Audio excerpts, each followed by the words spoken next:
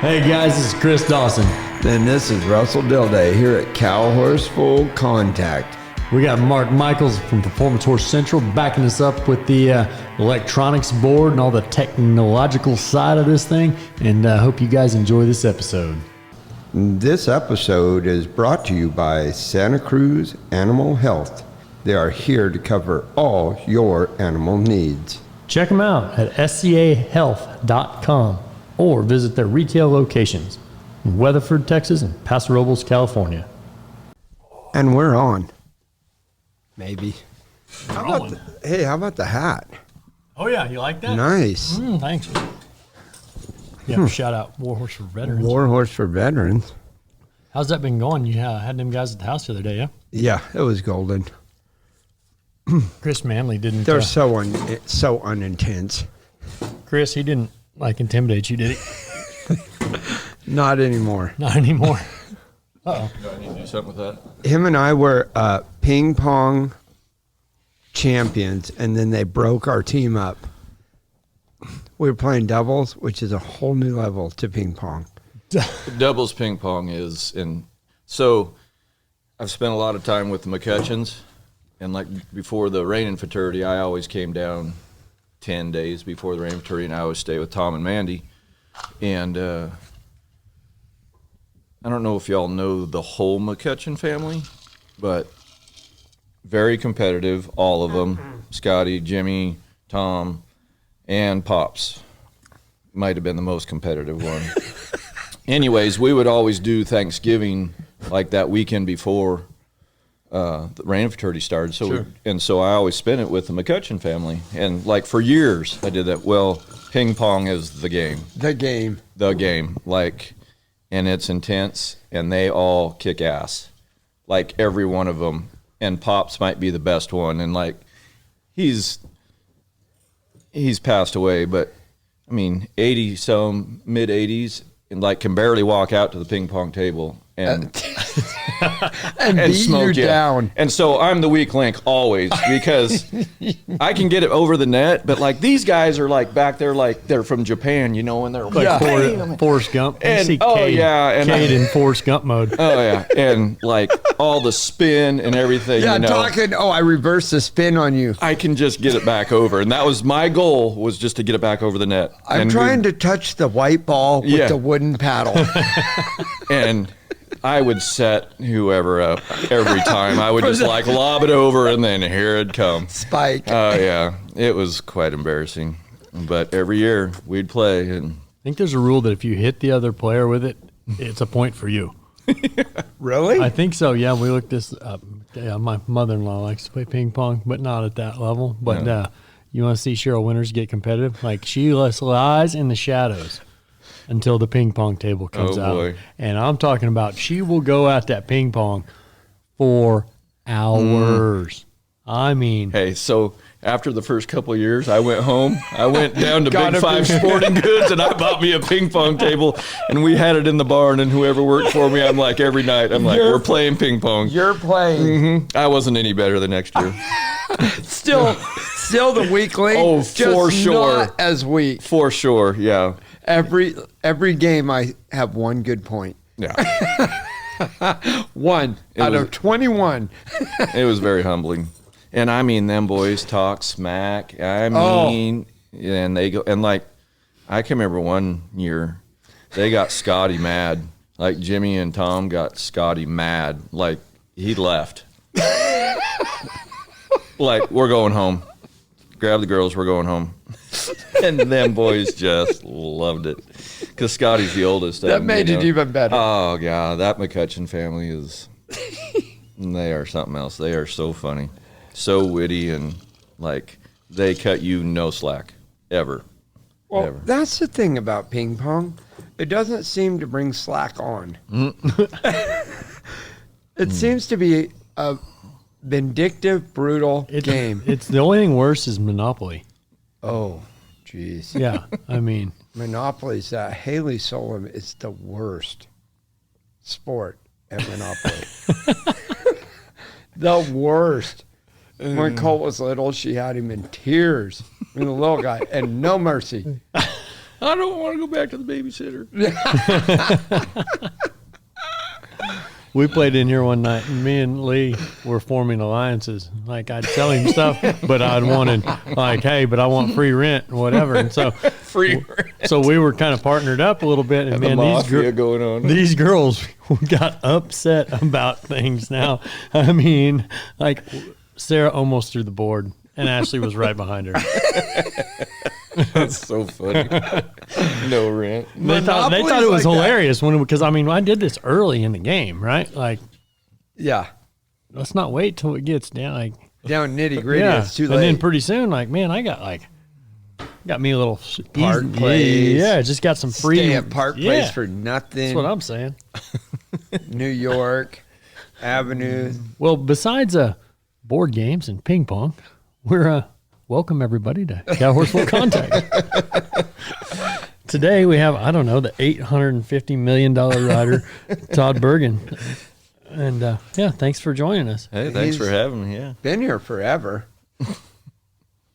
54 years. Hey, quiet. Yep. We figured we better get him before he got one foot in the grave. Yeah, I know. This is one of those, hey, we need to get him. He just turned 54. He might not be with us anymore. This could be next month. Too late. That's what my wife said when I turned 35. Well, she was 12, so. Yeah. Yeah. We just found out how old everybody was. Yeah. It seemed old to her. Yeah. She's like, you can be collecting Social Security pretty soon. Shoot. Dang, gotta stay for the youth division. Why? Married her. Picked her up at cheerleading practice. Now I'm having to be the cheerleader. Figured I'd go ahead and hit that one before you hit it. Teed that up for you, and you let it lay. I would never. Yeah. Sarah's husband. Yeah. He was good when he was young.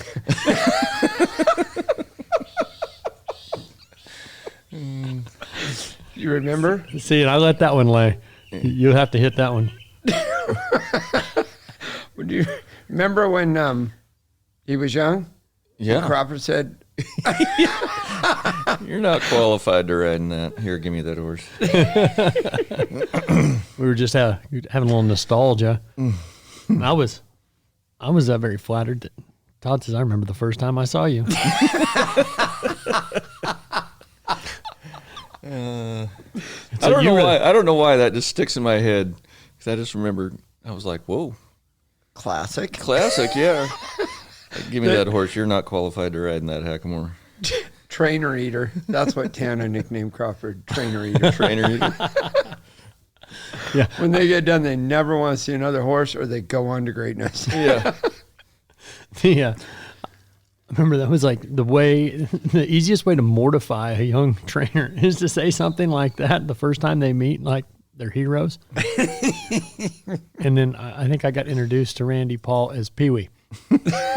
And so those are my two most memorable, I think, embarrassing introductions. Yep. And we got half of them here. Right. Until tonight, I never thought of Todd as old. Well, I'm there. I thought you were younger than me. No, sir. He just looks younger than you. Just immature. That's exactly right. Yeah, eligible for prime time now, and I get reminded of that daily. Eligible for the prime time. Well, we don't have that. We don't have that division though in our association. That's why I retired from reining. I get Yeah, I didn't want to show in the prime time. Get out. Get me out of these century ropings. I'm leaving. I'm doing something else. Yeah. Where did you put your walker? I remember the first time I saw you was at the World's Greatest Horseman, Lazy 99, and you were riding up the track, and there was a camera crew taking pictures. I don't know, what were you been showing? Arc Madalena? No. Well, in '99, I would have been showing Look Who's Larkin or Dunadoc. I was gonna say, I thought it was whatever they were taking pictures bet of you was it a sorrel horse. It was a sorrel horse? This Sorrel bald happens face when you horse. get a little older, you know, like it Yeah, all And it may not have been what you were showing there. Yeah, But- I don't know. But it's But something they when were- it was at the Lazy E, though, I showed Look Who's Larkin, and I showed Dunadoc, Stephanie Blair's old Yep. Docalina Gildan. I think that was the only 2 years showed there at the Lazy E. And those were the two horses I showed. I think my very first year, was Look Who's Larkin, and that's when Cal Cooper had him, and Rick Versace was roping on him and all that, and they were putting a gazillion points on him, and then Crawford got him. Maybe Cal got hurt or something like that, and Crawford had him, and he was showing him in the Cowhorse. And then Crawford, he was obligated to show something else or whatnot, and they asked me if I would show him. And so I remember I went down to, this is when Crawford was in Temecula at the DLR, and went down there and rode him for the first time, and he helped me with them and all that. And then I took him home and got used to him, whatever, and took him a few shows, and then I showed him there at the Lazy. Yeah, that was the first time I'd gone to Crawford's, speaking of Crawford, and what did Tana call him? The trainer here. Well, he had a whole pile of youth at that time. I mean, like he was taking, 10 kids to the youth finals every year. And I remember pulling into the DLR and getting out, not knowing where to go, never been there, whatever. And they're out in that big outdoor arena, and they're all out there going down the fence, and Crawford's in the middle giving a lesson to them all. And I mean, he is screaming, screaming at these kids. And I was like, whoa. And I'm like, maybe I should just get back in the truck and go home, because he's here to help me with old rugged or with Look Who's Lurking. And I can't take that screaming. Yeah. Yeah, I was a little intimidated. Yeah. I learned so much there and from Murph, but it was really hard on customers and on my first sets of lessons, like when I got out on my own, and those people were my parents. And I only had one vision. I had one teaching style. Yeah. My dad would come and ride, and then we wouldn't speak for about 3 months. and then we would repeat the process. Yep. I mean, eventually I was like, I think you can give a lesson and not just scream at them. So that's me. I like I've never liked that style or whatever, screaming and yelling, because I was always like, why are they so mad? I'm just trying to learn, but and so for me, just in all my years of training and giving lessons and coaching and all that, and even my help, I just don't like to yell and I don't like to scream. But every once in a while, they push you over the edge and you snap, and you do. Baby And, rattlesnake. Yeah, and then I feel horrible. I feel bad that I yelled at him. So when Jesse Spence came to work for me, he gets there, and Jesse didn't move real fast when he came to work for me. He just had one pace, steady, but it was never real fast. And he hadn't turned back a lot, and I'm working a bunch of colts around, and I'm trying to teach him how to turn back a little while I'm working, and I'm getting more and more frustrated, and of course the cattle were probably bad, and it's just one of those situations. And finally I snap, and I yell at him, and like even kind of scared myself, because I was like, whoa, I didn't know I could yell like that, And then I felt horrible, because he's just started working for me, and I felt bad. And so we go back up to the barn, and we worked a few others or whatever, and it's a few hours later, and I look at Jesse. I said, hey, dude, I'm sorry. I said, I just was getting frustrated, and sorry I yelled at you, but no hard feelings, just let's go. And he just looks at me and smiles, and he goes, heck, he said, where I grew up, that's just called learning. I'm like, that's what I got every day at home, so don't. And he was just like, no big deal. I'm like, okay. That's what he was used to. That's why Crawford and my dad get along so well. He'd say, hey, I invite him to brand, and he says, tell Haas I'm coming and hell's coming with me. and he'd tell Dad, you train on me. And my dad will holler. My whole life, That's just communication. Yeah, that's how Jesse was. That's just how we communicated at home. No big deal. That's one of my biggest compliments is Harold Farron told a guy, he says, I don't know if this boy's going to amount to anything, but he can take a butt chewing better than anybody I've ever seen. Yeah, it wasn't compliments, it was silence. That was reward. Yeah. Yeah. I don't need no If pat I'm on the not back. hollering, you know you're doing it right. That's it. See, that's how I am. And like, it used to drive some of the people that work for me crazy. They're like, you don't say anything. I said, if I don't say anything, it's going good. I'm going to let you go. I don't have to step in. Yeah, I'm going to let you go, you know. Idiot. And some of the people that worked for me did not like it because they wanted an attaboy or, yeah, you know, hey, you're doing great. And that just wasn't me. I would just, because I'm a firm believer, like, to train horses, you gotta learn it, right? You got to figure it out. And so if I felt like they were headed down the right path and doing some good things, just let them be. Because I don't think you can learn to train a horse when somebody's telling you every step to take, right? And some of them I helped, they would just be like, they would go to my wife or they would go to, my dad used to drive for me a lot, and they would talk to my dad. And he just doesn't ever say anything to me. And they would be all intimidated by that, you know. But once they kind of got to know me, they figured it out, you know. But you're lucky. No, figured out that's how I was. No, I mean, your dad would say, yeah, you're lucky. Yeah. You're doing all right. Yeah. Where did you come from, Bergen? Where'd you grow up at? Well, I grew up in Salem, Oregon, which is about 45 minutes south of Portland. It's right there in the Willamette Valley, right on the I-5 corridor there. Yeah. And, yeah, I mean, I didn't really grow up a farm kid or a horse show kid or anything like that.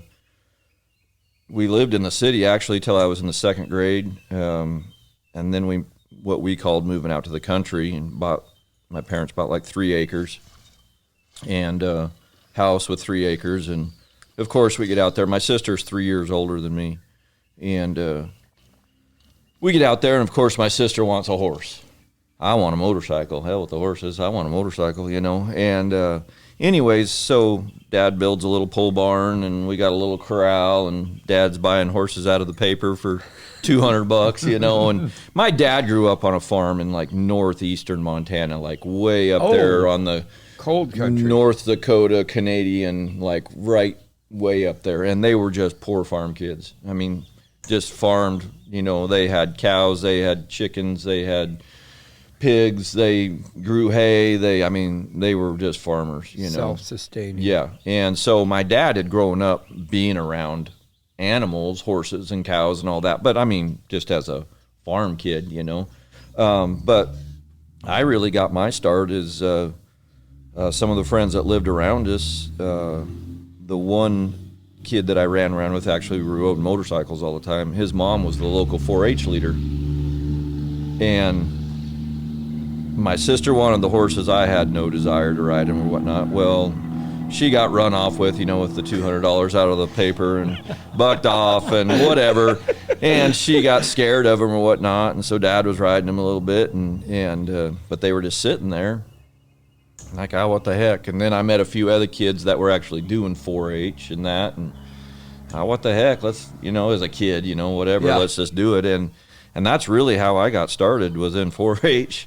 And because my sister didn't want to ride the horses anymore. Did she not ride? Did she quit riding? For quite a while. And then once I got into it and really started going, and I was doing 4-H and then open and then into the breeds and all that, she kind of got interested again, and we got her a really good old safe horse. And so she came to a few of the shows with us when she was, I want to say like 16, 17, something like that. So it took her a while until she got back on them. But I was the only one that was riding horses. I mean, what did your mom and dad do when you were in the city? So my dad's a great story just in himself. He left the farm there when he was like 16 or 17. My dad's very strong-willed. My dad's a leader, and he kind of butted heads with his dad a lot, and he ended up moving out before he graduated from high school and moving in with his cousins, and was in a lot of trouble all the time. And anyways, ended up graduating from high school and stuff. But anyways, he's just one of those real self-motivated guys, and did whatever. And he used to work at the Volkswagen dealership there, and he started out as just a car salesman. And by the time he left there, he was the general manager running the place. Did he, when he left home, did he stay up in Montana? Yeah, and him and my mom got married up there. Oh, and really? Yeah, and all of our family is from Montana. And then they got married, and then when I was 6 months old, they moved to Salem, and that's when he got the job at the Volkswagen dealership. But they had already had your sister 3 years older. Yeah. So, is it just the two of you? Yeah, just the two of us. Oh, be darned. And What did he do when he was up there? I think he was maybe working for a dealership up there or something, and then there was an opening down there, and that's what brought him down there and whatnot. Anyways, and then he had several jobs as I was growing up, but the main one that he had was he bought 2 Dunkin' Donuts. Wow. Shops. After the Volkswagen, the car dealer, and bought 2 Dunkin' Donuts. And I remember first grade maybe, and so the headquarters for Dunkin' Donuts is in Boston, Massachusetts. And if you buy a franchise, if you buy a store, you have to go there and basically go to Dunkin' Donuts school. Because it's a franchise, right? Yeah, right. And if you own, they train you on how they want them run and whatnot. And so that was our summer vacation one year, and we hopped in a 4-door Volkswagen Rabbit, the 4 of us, and drove from Salem, Oregon to Boston, Massachusetts. And then some country right there. Oh yeah, and then stayed back there on the East Coast for I think a month. I think he had to do it for a month. So we did a lot of stuff. We made it a vacation out of the whole deal. I mean, I saw a lot of cool things. How old were you on this trip? Like 1st or 2nd grade. Oh, wow. Yeah, just a young guy. And I remember sitting in the back of that Volkswagen, and we had so much stuff packed in there, and I was so little, I could sit in the back seat and just rest my feet out on like the suitcase that was in the deal. Me and my sister would sit in the back and play board games, and because you didn't have no phones back then, nothing digital, yeah. And so did that, and so he owned those Dunkin' Donuts as I was growing up, and then I guess it was when I got into high school, maybe junior high. He sold those, and he owned a couple other little small businesses or whatever, but then he got a job with a company that made wood processing machines, like big wood processing machines. Like companies would come to them and say, hey, we need a machine that can cut this wood to this size, shape it to a door, whatever, and then wrap it all up and then stack it. So like Boise Cascade or Owens Corning or, big, so it would go in this big factory, whatever. And so this company, they had the engineers and the draftsmen and all that, and they would design these things from scratch, build them there on the place, troubleshoot them, get them running right, and then take them and set them up at these deals. Anyways, he started off there as the parts buyer. So he was, when they would say, okay, we need, 500 5/8 inch, bolts with washers and, and we need this much steel. And he was the guy that would go buy it all for him and order it all and do it all that. Same thing. By the time he was done, he's running the show. But that's just how my dad was. I mean, he just worked his way up, and pretty soon, he's in a suit and tie and dealing with all the corporate and then leaves and then running the show, and was making big money and like traveling overseas because they were selling these things to over in Europe, and I mean it was a big company, and like if you drove by it you would never know. I mean this tin building in this little town of Rickreall, Oregon, but they were making these $1 million machines, But anyways, so he did that all through high school, and then I was showing a lot, and so my mom, she went and got a job just to pay for my horse show habit. I mean, like she did. She just went and got a job. Like she was a receptionist at a doctor's office or something like that, and all of her money would basically go to just pay for me horse showing, and because once I was 13, I was into showing quarter horses and doing the all around thing. So we're going to a show every other weekend, and we never really went out of state. We always just in state. My parents didn't have a lot of money and we couldn't go anywhere big. And my horses that I had, we either leased them or got a really good deal on them or something like that. And, so just started showing and did all that. And by the time I was 15 or 16, I was ate up with it. I wanted to train horses. That's all I wanted to do. What did your mom's family do? Or what'd she do before she met your dad? Yeah, Did they meet young? I think right out of high school. Right out of high school. And my mom's an only child, and her dad worked at a big lumber mill. But I, didn't have a lot of money, just getting by, surviving. And, but my mom's dad was probably, so like my dad's parents and all of his brothers and sisters all lived in Montana all the time. So we would see him in the summer. We would go back there, take a family trip, go back there and see him. But I didn't know them as well. My mom's folks actually lived in Oregon pretty close to us. So growing up, I knew my mom's parents very well because we saw them a lot. They came to our house. We went to their house. So was she just up there and met your No, dad? they lived up there too. That's where she grew up and all that. But Oregon. her folks came down here too. I think he got a job running a big lumber mill down here or something. In Oregon. In Oregon, yeah. And so growing up, I knew my parents' folks really well. And, your mom's folks. Mm-hmm, yeah, or my mom's folks, excuse me, yeah. And my grandpa, my mom's dad, he was the coolest guy ever, and smart and witty and so much fun, and take me fishing all the time and all that. He was just a really, really cool guy. My dad's folks were really cool too, but I just didn't know them as well, not being around them as much. That probably had something to do with your dad finding the opportunity there. Yeah.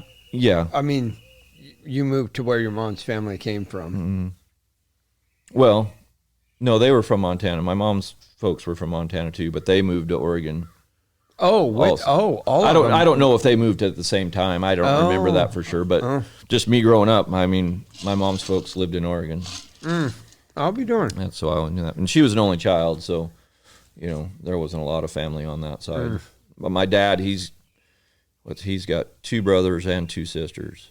Oh. So there's a lot on his side, cousins and things like that. So you, about 15 or 16, you're hooked. I'm hooked. I just want to train horses. I played a lot of sports up until my freshman year in high school. And, I was really big into baseball. That was kind of my sport. And I can remember being Friday night, Little League game, and there'd be the motorhome and the trailer parked up there with the horses in it and everything. And as soon as the game was over, off to a horse show. Show Saturday, Sunday, drive home late Sunday night, back at school Monday morning. And finally, Dad's like, hey, we got to do one or the other. Or this is, we're just stretching it too thin here. And I was pretty small. I didn't really grow until about my junior year in high school. Oh, really? Yeah, I was pretty small. And so sports-wise, everybody's passing me up, right? They're getting bigger, faster, stronger. But I just was drawn to the horses. And so I said, I want to ride horses. I want to show horses. So I went that direction and quit all sports. Who were your buddies at that time in the horse deal?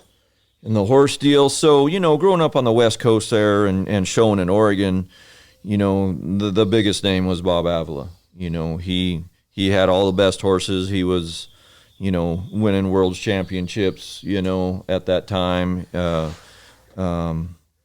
So, going to the horse shows, him and his crew, that's who, you were always there. They were there, and that's who you were studying and watching and in awe of, and I remember I used to get to the horse shows and hurry up and ride my horse and put it away so I could go sit in the stands and watch Bob and all his help work all their horses. And they had the reiners and the cow horses and the cutters and the rope horses. And they had pleasure horses and halter horses. I mean, everybody showed everything back then. Because it's all AQHA. It was all AQHA. Yeah. So, yeah, so I just, idolized those guys and watched them. And now it's time for a quick thank you to our sponsors who help us bring you this awesome content. Hey, Chris, and you know how you can keep your horses looking as good as Bob Avila and Todd Bergen? How's that? Well, you just go to Santa Cruz Animal Health and look up all the products they have to keep your horse looking better than everybody else's at the show and performing better than everyone else's at the show. Hey, and they sponsor a bunch of guys that are like beating us. That's everyone. Justin In Wright, my case. Justin Wright, and Clay and Veronica. Well, Clay Yeah. Vollmer and Veronica Swales. Sorry, Ronnie. Are they married yet? They are married, but she says she's not switching her name until they have a legitimate wedding. Which I was like, well, I mean, my father-in-law performed it, and I was there.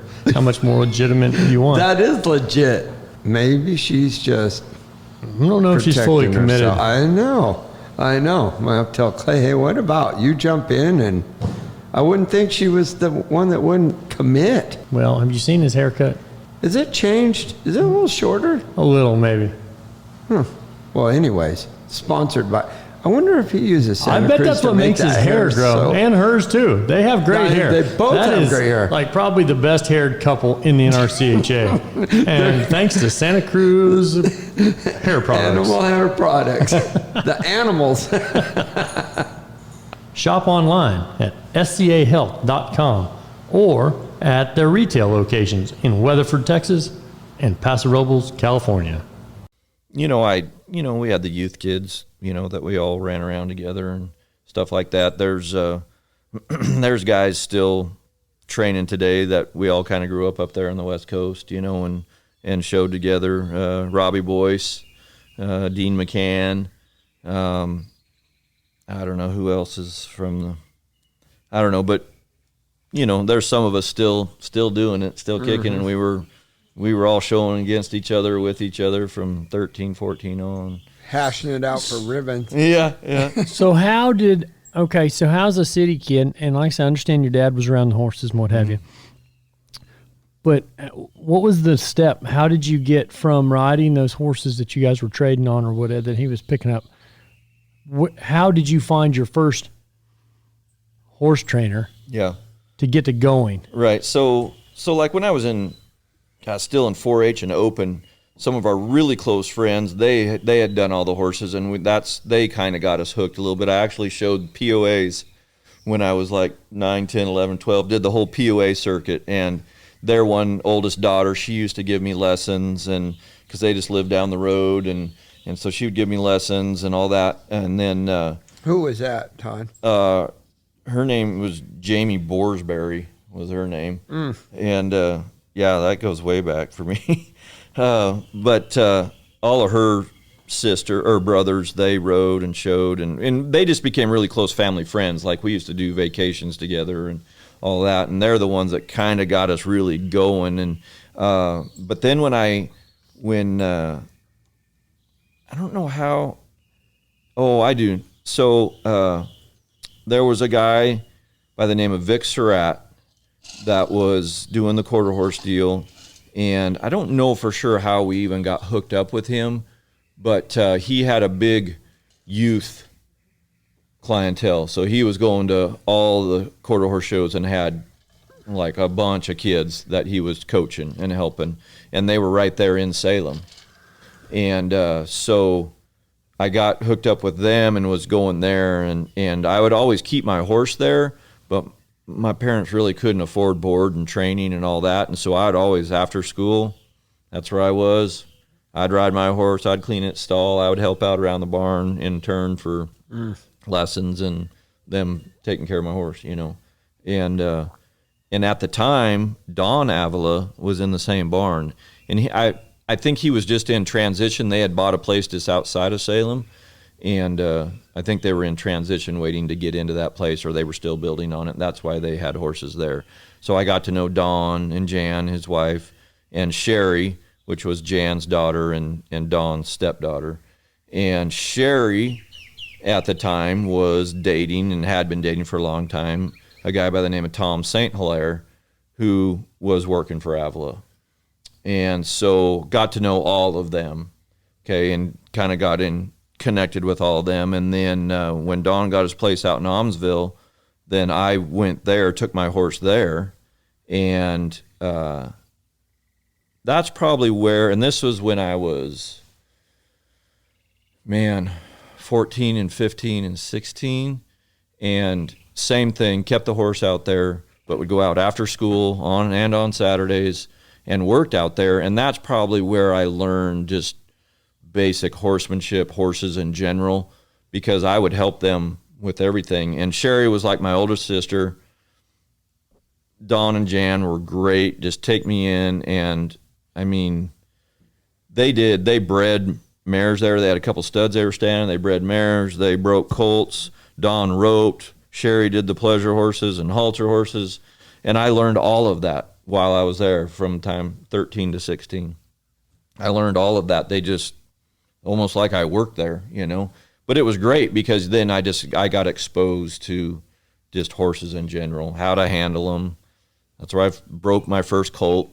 That's where I roped my first steer, you know, just all of that stuff. Just learned all of that from them. And still to this day, very grateful because they didn't have to, you know, but they just let me come in and be a part of it, you know. And like I say, Sherry, I just looked up to her like she was my older sister, you know, and she just took me around and took care of me and taught me a lot, learned how to give a shot, learned how to, you know, just everything about horses, just learned all of that, you know. And then I got a horse when I was 16 that knew how to do the reining. and I end up, I think, yeah, we bought that horse, and because he was just a rotten-minded little gelding that the girl that had him couldn't get along with him, and so that's what I got. And so I wanted to go to the youth finals, and at that time, man, there was maybe like, you didn't even have to really get qualified in Oregon, like in the reining or the Cowhorse or any of that, because nobody was really doing it.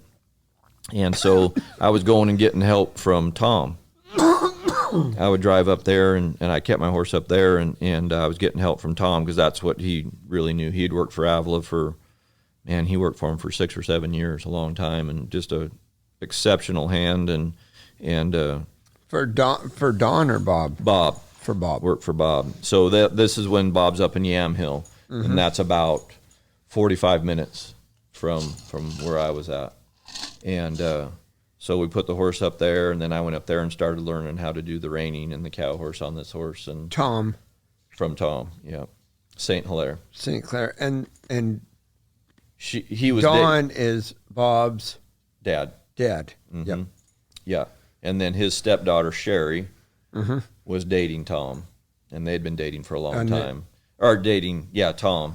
And so that's how I got that relationship with Tom. And so, then that turned into, then my horse was up at Tom's, so now I'm doing the same thing up at Tom's.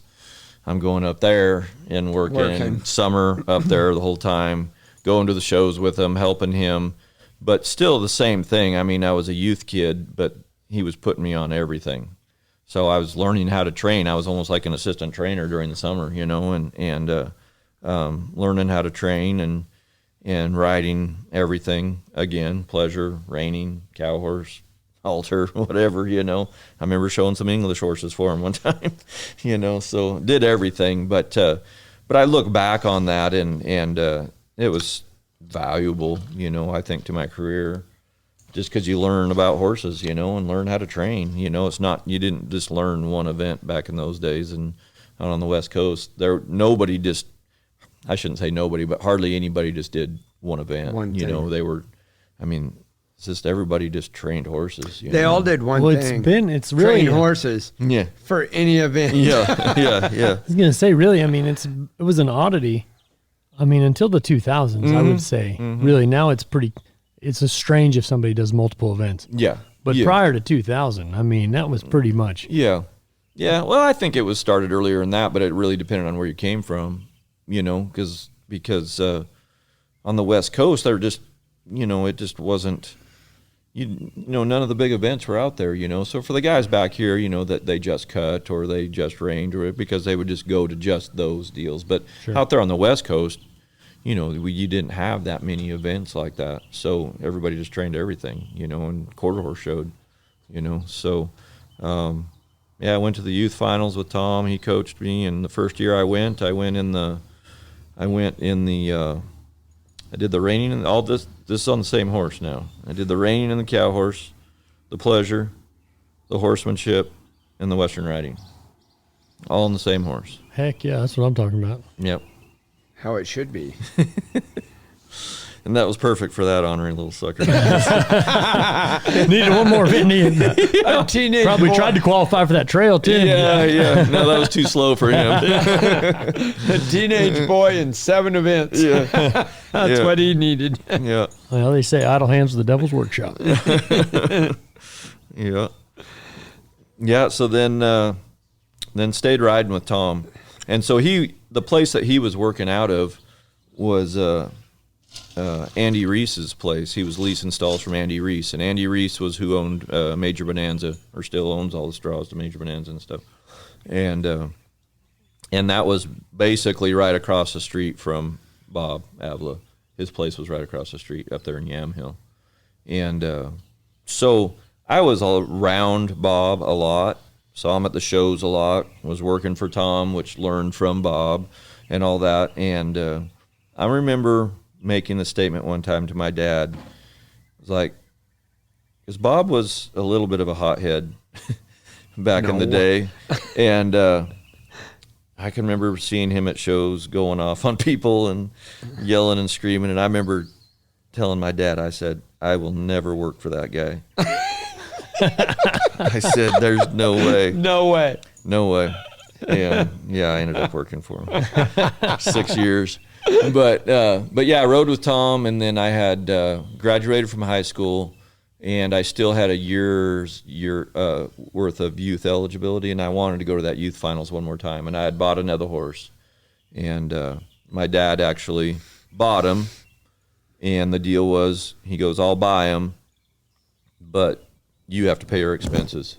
So if I wanted to go to a show or, whatever I was doing, and then in the end when we sold her, we split the money. He got his money back. He goes, I just want my money back. So I think we paid $15,000 for her, and I sold her for like $35,000. So 18 and made a little money on the deal and whatever. Went to the youth finals one more time, and I think the highest I ever placed back there was third. I think I was third in the reining that year. And so at this time, though, you're doing a lot of events. Have you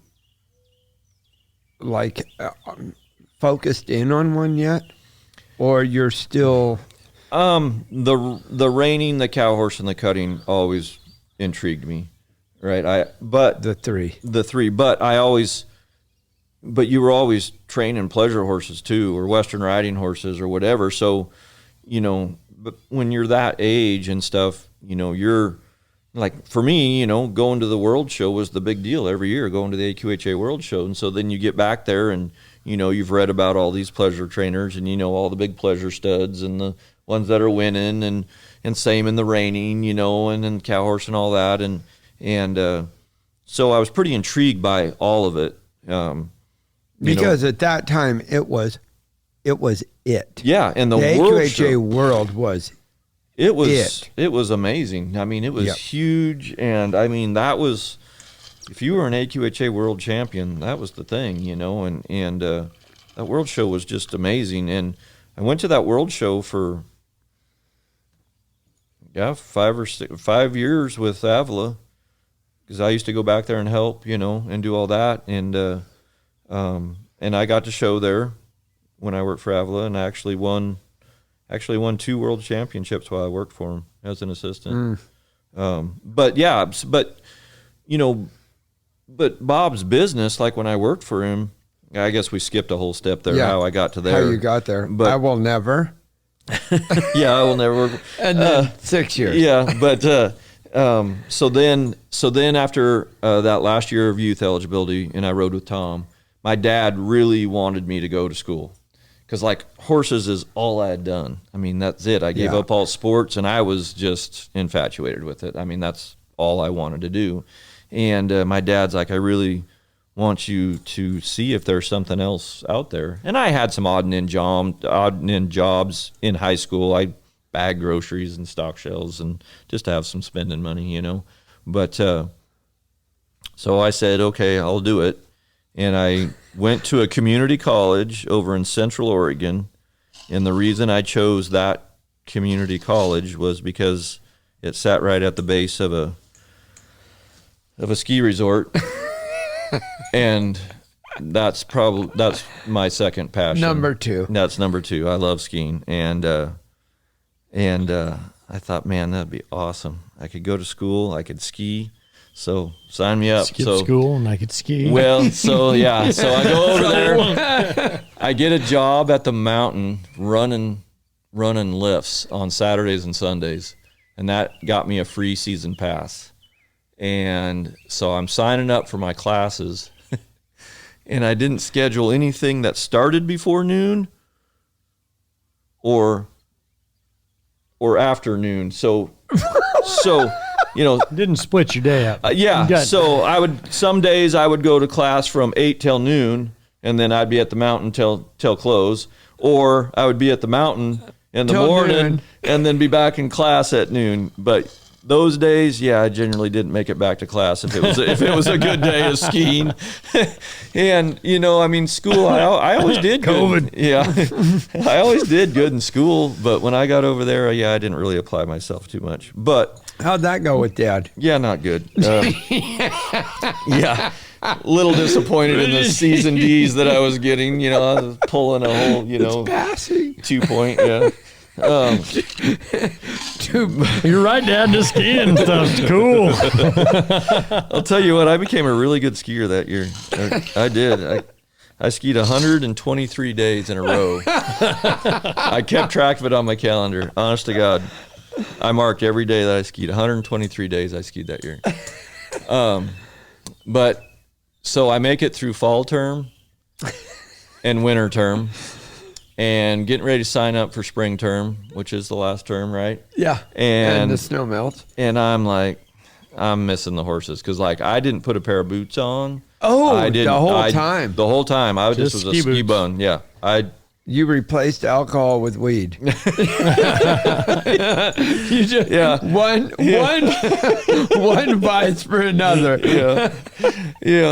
Dad's proud of this. Yeah. So anyways, I'm thinking, man, I really want to go back to riding horses. This just isn't for me. And at first I was like, maybe I can make a living, skiing, working at the ski resort. Yeah. And then I found out that those guys, make minimum wage, and then they're doing construction. Not big money like horses. Yeah, exactly. They're doing construction in the summer. I see where they're living, and I'm like, maybe not, And so I'm like, I'm not signing up for spring term. And so I make some phone calls, and I get a job with a guy by the name of Mike Edwards, who used to work for Avila the same time that Tom did.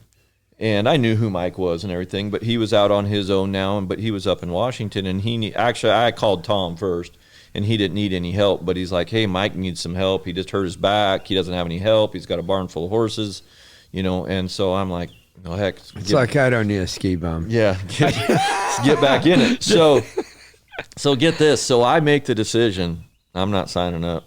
And I called Mike and get the job, and so I pack up all my stuff, and I drive home. And at the time, my parents were on a little fishing trip up in Canada, and this was well before cell phones. Yep. So I'm 19. I've made this decision. You just haven't shared it with anyone. I've not shared it with anybody. Yeah. And so I get home, and my parents are getting home that afternoon from their fishing trip, and here I am sitting in the driveway with my car packed, my spurs on. Yep, and they're like, "What's up?" And so I tell my dad, I'm like, "Hey, I tried it. I want to ride horses." And my dad, he's so awesome. He just goes, "Well, I'm glad you tried it." And he goes, "If you're going to be a horse trainer," he said, "go be the best one you can be. Be the best one out there," and supported me ever since. Wow. And so I drove to Washington, and I worked up there for about a year, and then Bob offered me a job. And he just had way more to offer me than what Mike did. Mike was just a lot of non-pros and amateurs and stuff like that. But especially with the bad back, what Mike had to offer you was horses to ride. Yeah, I rode a lot. Horses that knew what they were doing. Yeah. And you were able to get on. Oh, for sure. And Yeah, for sure. And he had some decent clients, so there were some decent horses at the time up there, and it kind of got my name out because, I mean, people knew who I was, but now I'm showing, because I showed a lot of horses and schooled a lot of those non-pro horses and going to all the shows on the West Coast, right? And so kind of got my name out there a little bit, and actually trained up a 3-year-old futurity horse, reining futurity horse. And this is just a nothing bred, stiff-faced, spoiled rotten gelding that I started riding, and I trained him from scratch. And there was a big reining futurity out here on the West Coast at the Oregon quarter horse circuit that they used to have every year in June. It was in June, and used to have a reining futurity there. It would show them two-handed in a snaffle or whatnot, but I come to that thing, and like, my horse is good, and like, he could run and stop. He was so stiff, but he could, I got him. It's almost June now. You don't have any 3-year-olds. I don't want to show mine right now. No, but I mean, you knew you had to show it, so you were putting it on them. And I went and showed it that deal. And this was kind of the big deal for the West Coast, right? And there was some added money, and this is kind of a big deal. The guys from Arizona and California would come up to it. Casey Hinton, Cal Cooper, Benny Gatrone, they all came up to this show. And so here I am, and I go there, and I mean, I whip it on them, and like, I'm supposed to win it, and they let Bob win, and I'm second. And everybody's like coming to me, you were working for Mike. I was working for Mike, and then Bob offered me a job after that, and I think he saw that I probably should have won, but whatever. That's horse showing, but yeah, he offered me a job, and so John Slack is there working for Bob, and I was friends with John, and so I called John, and I'm like, so how is it there? Because I've heard that little bit. I told my dad I would never go there. Well, I've got this in my head the whole time. I'm like, I'm afraid to go work there and I've heard that it's tough. And so I called John, and I'm like, how is it there? And he's like, oh, it's not bad. He's like, you do your job and you do your work, you're fine. And at the time, Bob had a lot of young horses, a lot of reining futurity horses, Cowhorse futurity horses, stuff like that, but also had all the quarter horse stuff. And they needed another guy to train and ride, and so I decided to do it. And my dad, when I told him I was going there, he remembered me saying that, and he's like, "You sure?" And reminded you. Yeah, you sure you want to go? And I'm like, well, it sounds like a pretty good opportunity, and John says it's okay, and so away I went, and I get there. And I remember I got there, man, it was the middle of the year, July, maybe August. And I'm there for like 4 or 5 days, and then they leave for a show somewhere. And you're there. I'm there, and I'm riding all these horses that I don't know at all. And it's a lot at the time. It was a lot of Major Bonanzas and Fritz Commands. That's what we had, a lot of Major Bonanzas and Fritz Commands. And I don't know if you've ridden many Major Bonanzas or Fritz Commands, but they're stiff. They're very stiff. And the Fritz Commands some of them were pretty stingy and stiff. The Major Bonanzas were just pushier and tougher horses, but gritty, gritty. If you got them trained, they were gritty. They did it, yeah. And anyway, so I don't know this very much, and there's a lot of young horses, and I remember getting there and start riding, and I'm just like so afraid, what do I do, and all this. And so I'm on the phone with John like every day, help me out here and stuff. But came home, and the horses, I guess they thought they were going okay because I didn't get a butt chewing. So, and just went on, and those years that I worked for Avila, learned a lot. And that's the one thing I will say about Bob is I mean, yeah, it was tough. I mean, he didn't.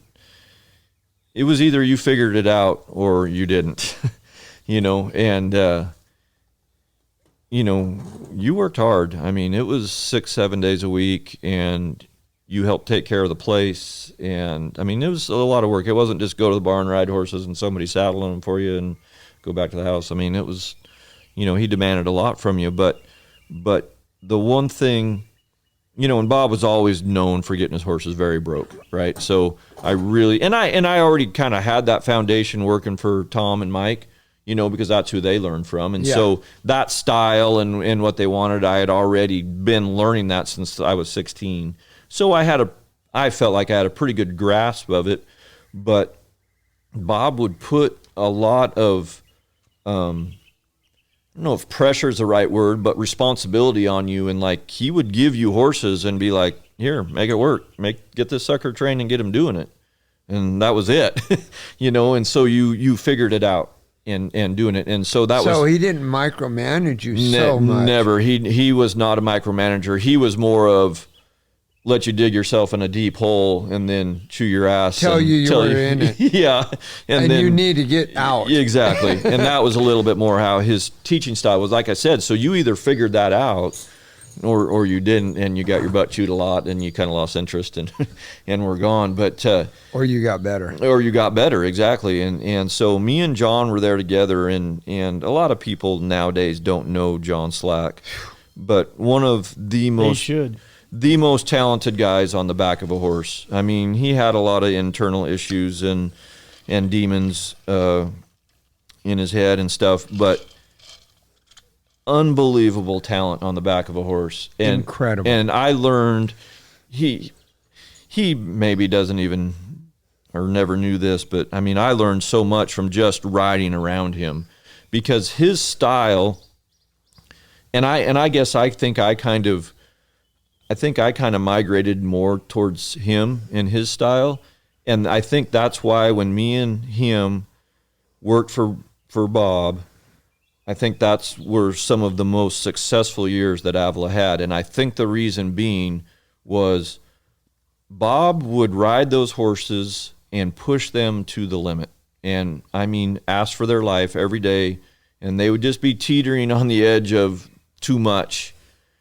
But Bob was super smart, and he would hand those horses over to me and John and let us ride them for a while.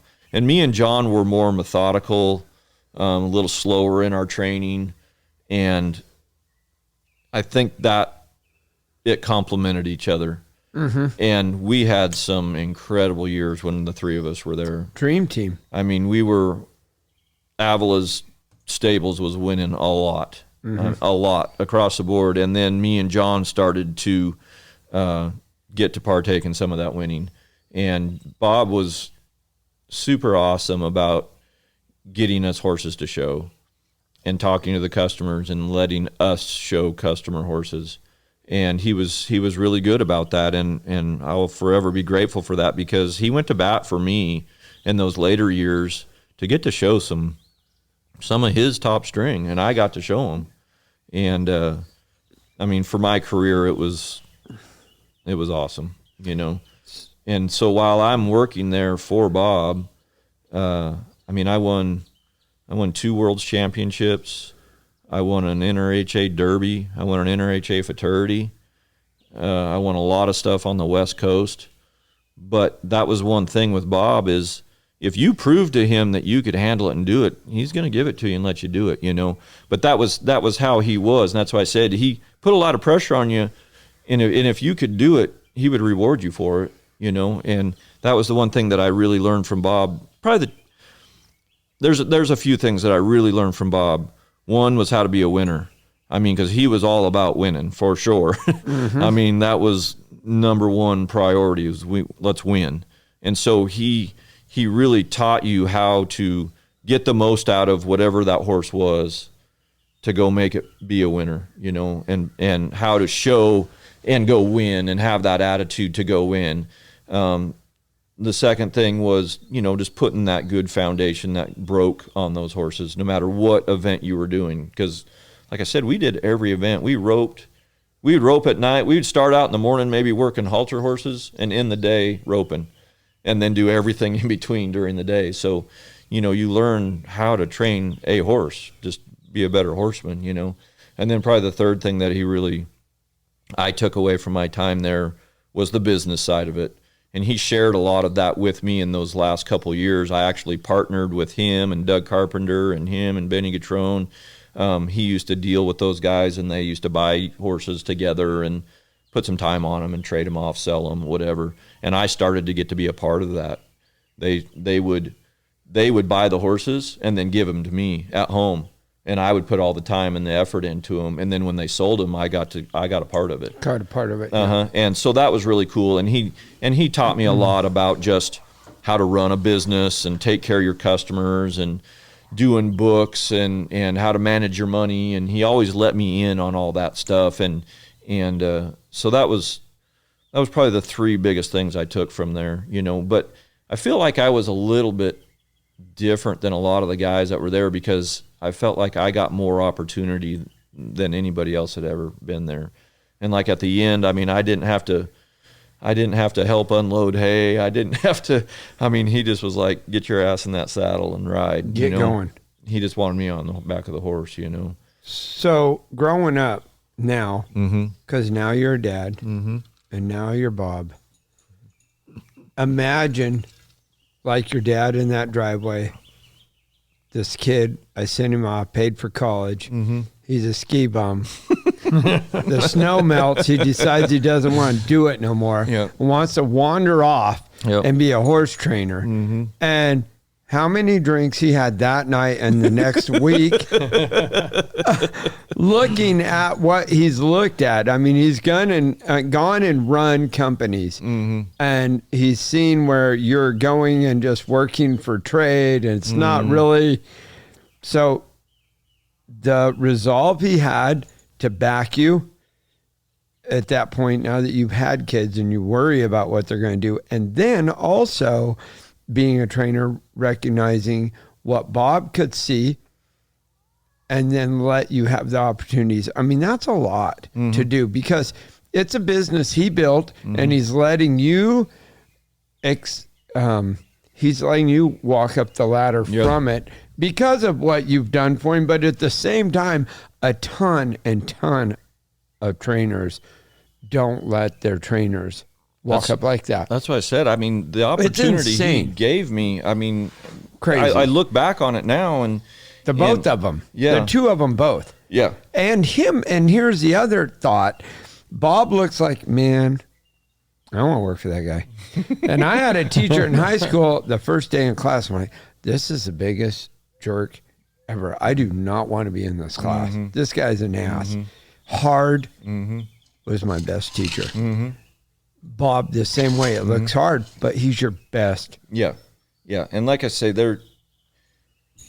my dad, you know, like I said earlier, he was he's a leader. He's a self-motivated guy. Just dig in and go do it. You know, he might not know how to build this house, but he would just go get the stuff and figure it out. Start you know, going. that's just how he was, and so he always instilled that in me as young. He's like, if you're going to do something, get in there and figure it out and be good at it and be good at it. And so when I told him that I wanted to train horses and do that, you know, looking back at it as a kid, you didn't know this, but my dad understood the horse trainer's world. He understood what it was about, how it worked, and as a kid, you're just looking at the horse to train it and win world championships, right? That's all you care about. But your dad's looking at, my dad knows. Those guys are barely making it out my dad there. knows. He knows what it entails, you know, and he knows how much it costs and what they make and all this stuff. So, and how hard it is to be a winner. Yeah, exactly. And so for him to say, hey, if you're going to do this, be the best one out there, you know, be the best, and supported me 100% all the way after that. And to this day, I can honestly say the first person I call if I'm questioning myself on business or life or relationship or whatever, the first person I call is my dad. Yeah. Because he has just been so supportive of all that. And I can remember so vividly, I'd have this great idea in my head, and I would call him, and my dad was one of these guys that would be, okay, let's look at the pros and the cons. And so we would hash it all out and talk about it. And I can remember when the biggest story that sticks out in my head was when I worked for Bob. We were always needing another truck and trailer. We had too many horses. He had 2 rigs, but we were needing another one. So I'm like, I'm going to buy myself a truck and a trailer, and I can haul these horses to the horse show, and I can. Oh yeah, I can make money with these things, you know. So I call my dad, and I'm like, hey, listen, I'm going to buy a bigger truck. I'm going to get me a 4-horse trailer and all. And he's like, okay, well, you know, what do you need all that for? And so I tell him my idea, you know, and all that. And so he's like, okay, well, let's look at this. And so, and by the time I got off the phone, he had talked me out of it. 12-horse trailer. Yeah, he talked me out of it. And I was so mad. I was so disappointed that he had talked me out of spending, you know, $70,000. Yeah, and to make 20. Yeah. And, you know, but then I look back on it and I'm like, he was so right. He was so smart, you know, right at that point. Because for what I wanted it for, because I thought it'd be cool to own a truck and trailer, and I had a reason to, because I could haul. You're justifying it. I could haul 4 horses, you know, once a month to a horse show, you know, and, you know, but he was right, you know, and it was just funny because I just remember getting off that call with him, and I was like, God dang it, he just talked me out of this. I had this dream. Yeah, exactly. Dream crusher, you know. Hey, I'm not going to be able to let Stefan listen to this podcast. You go a little further than we were hauling, about 45 minutes. All right. And he's got a 9-horse, and he already had the semi. So, but I did sell him a 9-horse, so he can do that. But that was just how my dad was, you know. But he's, ever since I went to training horses, you know, and wanting to do that, he's totally supported me. But even that, Todd, so you can think in your mind that, yeah, he always knew I was going to be good, but he didn't know that when you left that driveway that day. And he's like, oh man, I hope this kid makes it, because this could just be I could end up having to support him the rest of his life. He's gonna be living in the basement. I hope his sister takes care of him when we're gone. I mean, the resolve he has to have. After you have kids, and that's it. And it's so funny. Yeah, now that I've got kids, I got one freshman in college and a junior in high school, and all through them growing up, there was so many things that I did that I look back and I'm like, that is so my dad. I'm so my dad right now, you know? And things that when I was a kid, they used to bug me, you know? Why does my dad always do that? Why does he always say that? Yeah. And now I do it, you know? Constant. Oh, yeah. I hear him coming out of my mouth.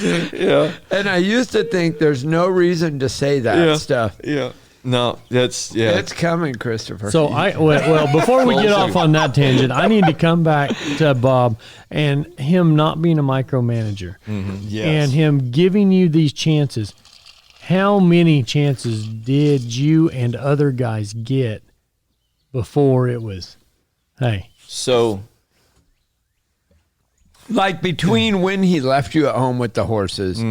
And then, and I mean, and just you and other people that were there, or whatever. I mean, like, say, here you go, make this thing work. So how many times can it not work? So there was always 3 of us. There was always 3 guys that worked for him all the time.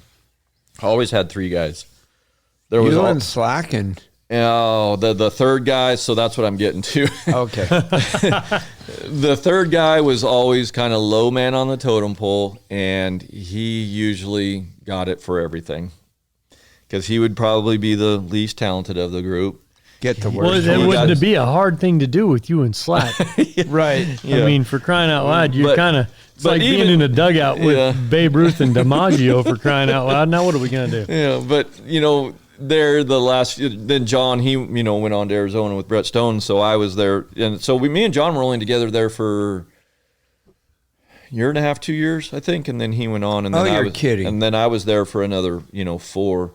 Because he had already been there for a little bit, and then he got the opportunity with Brett Stone down in Arizona to go there, and it was a great opportunity for him.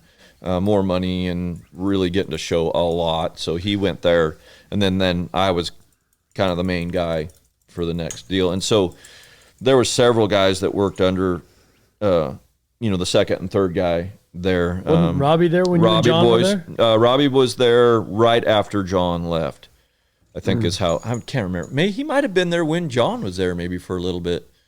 I don't think so. He told me a few stories. Yeah, so I think there was a little overlap. Yeah, there might have been a little overlap, yeah. Do you think that when John left Bob, he lost some of his structure and headed down the road he headed? So, yes. Without Bob. Because when he came to Bob, I mean, this kid had nothing. I mean, nothing. That's what I heard. He didn't have a great childhood. Right. And he didn't have nothing. He had no support. He had no money. He had nothing. He didn't have $10 to his name. And showed up in this car that barely made it there and had one suitcase with clothes in it, and that was it. A trunk load of talent. And so much talent. And Bob could see it. Bob could see it, and John and the guy that John was working for at the time, his name was Bruce Gilchrist, and Bruce Gilchrist was kind of a legend up there on the West Coast. He was Bruce could train a horse to do anything. He could train it to do anything, and when I say anything, I mean lay down, roll over, run and slide, spin, paw, rear up, whatever. He could teach it to do anything, and the guys up there would, if they were having problems with the horse, that's where they went. They went to Bruce. And Bruce died at the back gate of a horse show, and John was working for him at the time. And here's John, like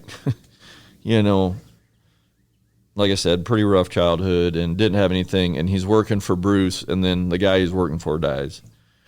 I mean, literally walked out the back gate and has a heart attack and dies. Yeah, so he's lost. So Bob takes him in. How old was John then? So me and John were the same age. Ooh, he's old. Yeah. We were young back then, Russell. So I went to work for Bob in 91. Let's see. My last year there was 95 was my last year. So no, I must have went in 90. 89 or 90. And so we were 20, 21 at the time, 22. I mean, maybe John was a year older than me. John might have been a year older than me. Yeah, a lot more gray hair. Well, you think a little bit about sometimes the savants that make it have a coach. And when the coach goes away. Yeah. So when John was there, he bought his first car. He cut his hair short. He, just turned his life around basically and had some stability. Bob and Christy, his wife at the time, just took him in like a son and took care of him. And I mean, all of us that knew John, he was a great guy. He was a great guy. Phenomenal. With a big heart and a lot of fun, and but just had no direction, or he didn't have anything other than loads of talent, and he didn't even know it. He would do stuff on a horse, and you would just sit there and watch him, and he couldn't tell you what he was doing. It was just his natural feel and his natural reaction. But anyway, so yeah, he really turned his life around there. And, really turned into, responsible adult and, had some direction and realized the talent that he had and all that kind of stuff. And and then when he went to Arizona, I don't know if anybody knows Brett Stone's story, but it was a little bit, pretty rocky, up and down, in and out of rehab, and had his issues also. Fighting. But was, really doing good at the time and got his business going again and wasn't drinking and wasn't, doing all the other crazy stuff, and had a big booming business going, and needed somebody down there to ride and show and all that. And Brett had bought a lot of horses from Avila, a lot of horses. He used to come up there and shop and buy a lot. And so, yeah, and then John went down there and did that. And then that's where I eventually went to. When I was done at Bob's, like I said, I was there for right at 6 years. But I just got to the point in the time that I knew it was time to move on. I'd stuck it out a long time, but like I said, I'm very grateful for the opportunity that I had there and what I learned there. It made my career. I'll say that to the day I die. I mean, because I got a great start, right there, and like I said, won 2 World Championships, a Derby, a fraternity. Pretty good year to go out and not to win the Reining fraternity. And anyways, I basically got offered the same thing. So Brett and John are running this deal and going, well, Brett doesn't really want to train and show and do all that. He wants to go buy and sell more and judge more and do all that. And so they've got this very successful business going, and like a lot of big dollar customers and a lot of horses, a brand new facility, and they're looking for a third guy to come in, and they're going to make me equal part and cover the horses, but be an equal partner in the business. We're going to be in this business a third. Wow. Me, Brett, and John are going to own this business as thirds. So for me to go out on my own, and basically I walk into a trucks, trailers, tractors, help. Built. It's there. Clients, I don't have to buy a saddle. Just I don't have to horses. just keep riding. It's all there. Don't have to find stall cleaners. I'm a third member in this deal. Yeah. And so literally I move in down there in January, and the next day we go to a horse show and I'm showing horses. Ooh. And so this deal gets going, and then Brett kind of starts to fall back into his old ways.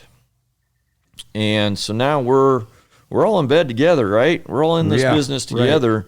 And one of our members is kind of starting to veer back into his old ways, and maybe doing some things business-wise that me and John weren't real fond of. And then we're getting a few deals, I wish you guys would just go out on your own because we don't really want, and it just got kind of ugly, and so me and John were like. But he's kind of the money behind the deal too. He is, but we decide, we. Now is this after Boomernick? Yeah, because I rode 92. Yeah, because I rode Boomernick. So Boomernick was one of the horses that Bob and Carpenter bought together. They went down to the Ward Ranch when he used to have his annual sale there, and they bought Boomernick, and they brought him home, and they handed him to me. And I rode Boomernick, so they bought him. They bought him like maybe it was early in his 2-year-old year, and then I trained him, and I did all the rein work on him, and then Bob was going to show him at the Snaffle Bit Fraternity, and so he would work a cow on him. I'd do all the rein work on him, and so I rode that horse, and he was a lot. He was a lot, and I spent a lot of hours on that horse, and then Brett came up and bought him and took him just to the reining fraternity. So he never went to the Cowhorse fraternity because he bought him late in his 3-year-old year, like maybe July of his 3-year-old year. Oh. Yeah. And boy, that don't happen anymore. Yeah. So I'd rode him that whole time and had him going, and Brett came up and tried him out and bought him. And, and then I see a horse that I trained, basically, for a year and a half and go on to win the reining fraternity and be this big deal. But yeah, so John was already down there at the time, I think. So. Can you imagine right now someone buying a cow horse late in their 3-year-old year and going to the reining fraternity and doing? I get asked that question a lot, because I did that several times. I took a horse that I showed at the Cowhorse fraternity and showed him at the reining fraternity too. Well, chick please. Mm-hmm. Reserve at the Snaffle Bit and win the reining fraternity. I did it on Nick It in the Bud. Top 6 in both on him. Mm-hmm. Nick's Black Diamond, same thing. Smart Luck, same thing. And I get asked that question, and I'm like, nowadays, there's no way. Impossible. What a change, huh? The biggest, for me, the biggest thing is just the horses themselves in general, how specialized that type of horse has become. The reining horse today is so different than what it was when I was showing, in those days of showing reiners. And the cow horses today are so much different than they were back then, and obviously the competition has gotten so deep also, but to me there's no way to do that again, because it's just so, everything has gotten so dissected and so so locked in, and so for that sport. It's so specific. Yeah. Versus it's what so, you were talking about early on. Yeah. When you guys trained every discipline. So back in those days, you could actually just out-train somebody. Yeah. And go win, right? I mean, you could just have yours trained a little bit better and show them through their weak spots, get by those weak spots, and show them in their strong suits, and you would be the winner. And could be and that's it. And that's the deal. And could be the winner. Yeah, it could be the winner. Yeah, you're not doing that if you're just eligible for the Open. Mm-hmm. You're not making the finals on that horse anymore. Because there's too many of them. No way. Yeah, it's kind of sad, really. It's gotten so. But the reining horses today, I mean, they are so different than back in the 90s. Mm-hmm. I mean, like I said, back in those first few times I went to the reining fraternity, I really feel like I just out-trained some of the other guys. I don't know that I had a better horse, but I just felt like my horse was more solid. I remember when I first started going to the reining fraternity, the second go-around pattern called for a small, slow lead change, and you could bank on 50% of the guys with high scores in the first go out of it in the second go because they couldn't change leads. And that was the up and down the middle rein. I mean, that was what I always banked on when I was going there. I'm like, got this one. Yeah. But, I mean, because they couldn't get a small, slow lead change, But, I mean, for us out on the West Coast or learning from Bob or whatever, so you could do a small, slow lead change when they were 2. I mean, that's just how we rode them, and so that's just how sports evolve, though. That's evolution. Yeah, that's just how sports evolve, and I feel like we brought something to the table in the reining back in those days because our horses were more bridled and broker and could do all those little maneuvers like that and stuff and be solid through the go rounds.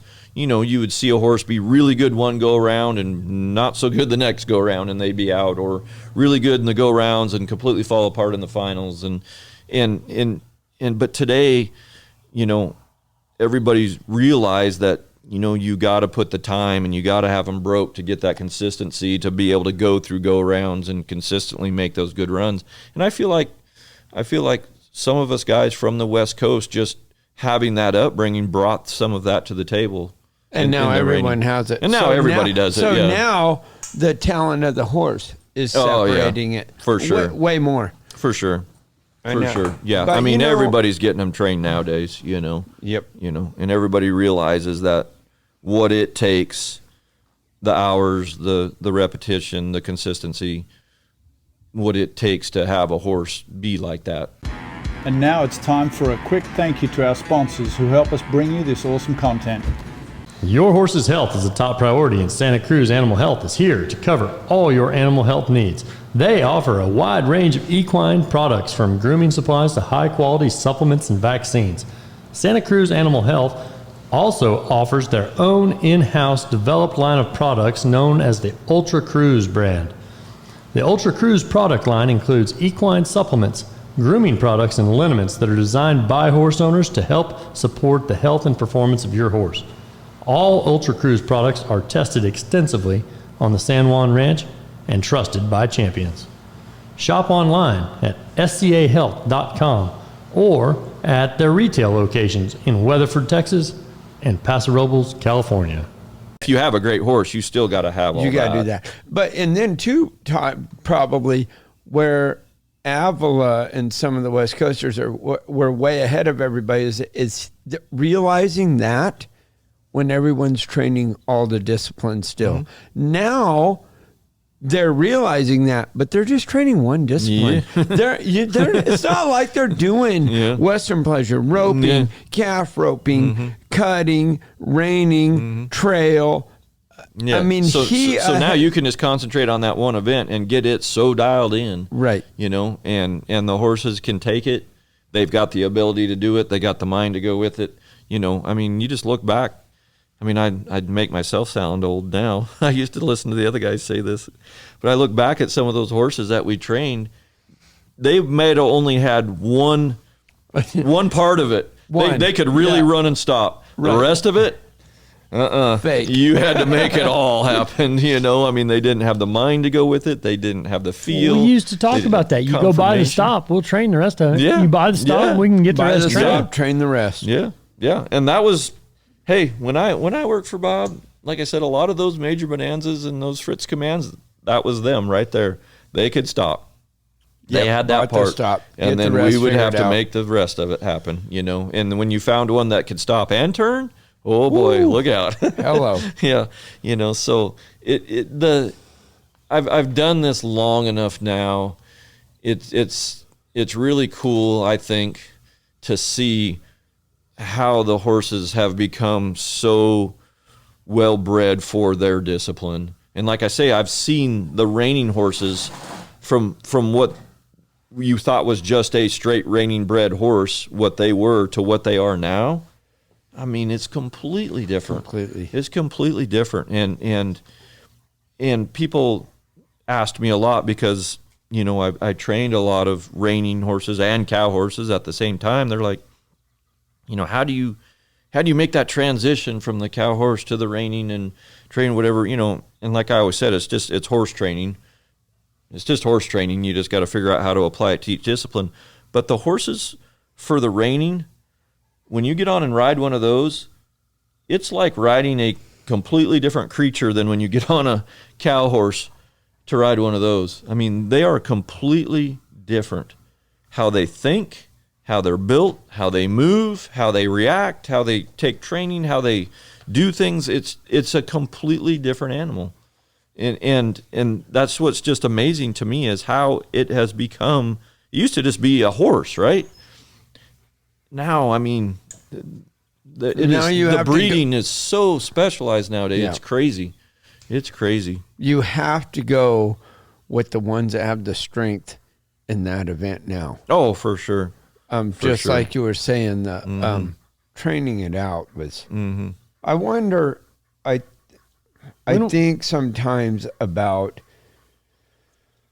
Slack and Avila, and being the hard teacher, and him maybe disintegrating in a different atmosphere.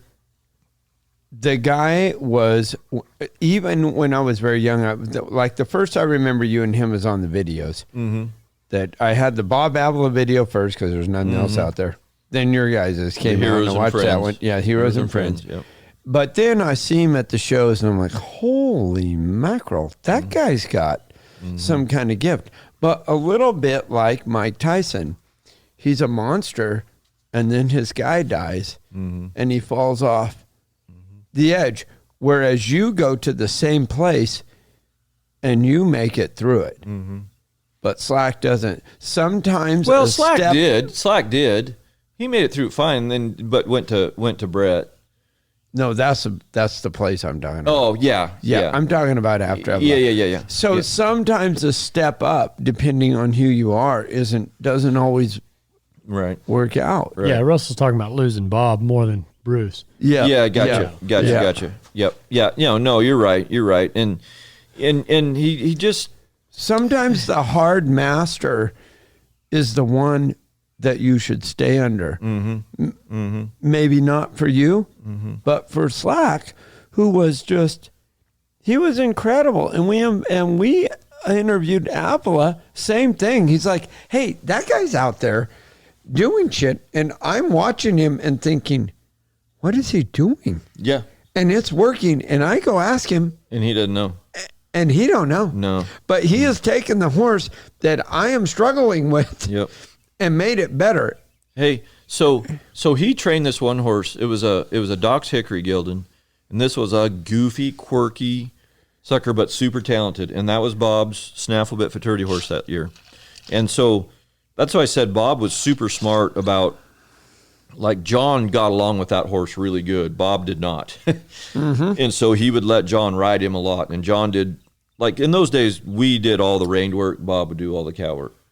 And so we didn't learn a ton about the cow work. And I didn't learn a ton about the cow work until right at the end. But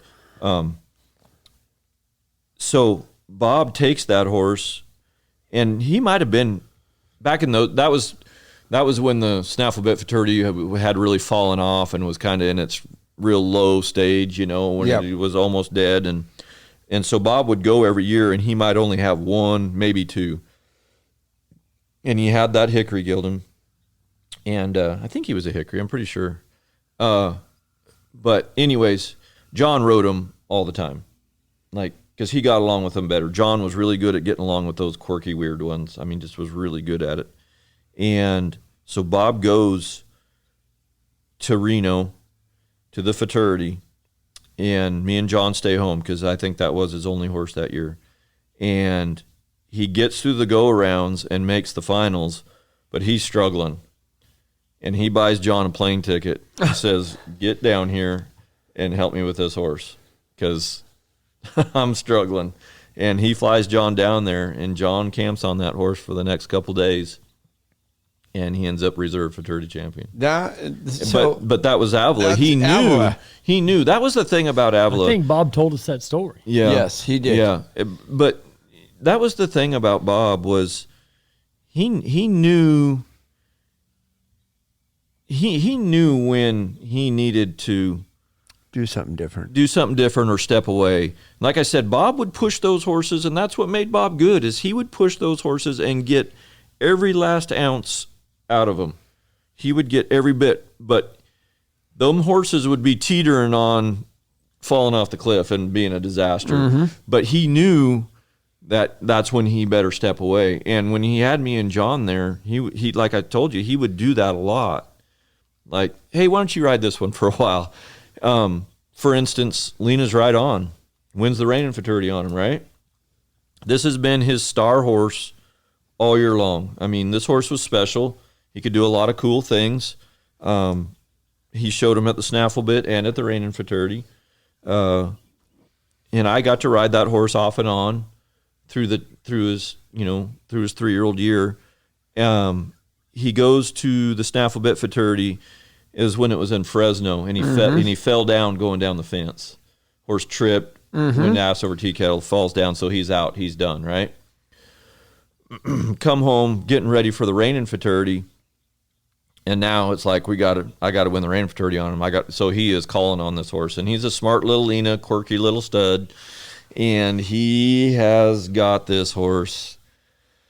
He'll tell you. I mean, I feel fine saying he's got him messed up because I mean this horse is ducking and diving, and I mean because he's just asked so much of him. Yeah. He's just crawled in there so deep, and this horse is just not taking it. And so he says, "Will you ride him for a while?" And I'm watching this all the training, and in my head I'm thinking, I think he needs this, or this, you know.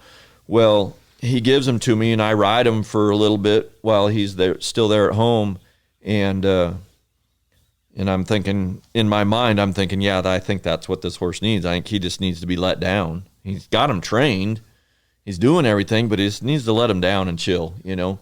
And so I ride him, and then Bob goes off to the World Show, and he has to go for the whole thing because he's got non-pros or amateurs. And he's whatnot. A king there. So he's gone, and I'm staying home, and I'm going to ride all the Reining futurity horses, and then come with them to the Reining. And it is immediately following. And it's immediately following. Don't know. Yeah. It's Oklahoma like there's City. Yeah, there's only like 5 days in between, and then the Reining futurity starts. And so I'm riding this horse at home, and I ride him, man, for 30 days, maybe a little longer than that. And Bob has not set foot on him. I've rode him this whole time. And then I show up at Oklahoma City with Lena's Right On, and he hasn't been on him in month and a half, maybe 45 days. And I've just been doing what I think is right.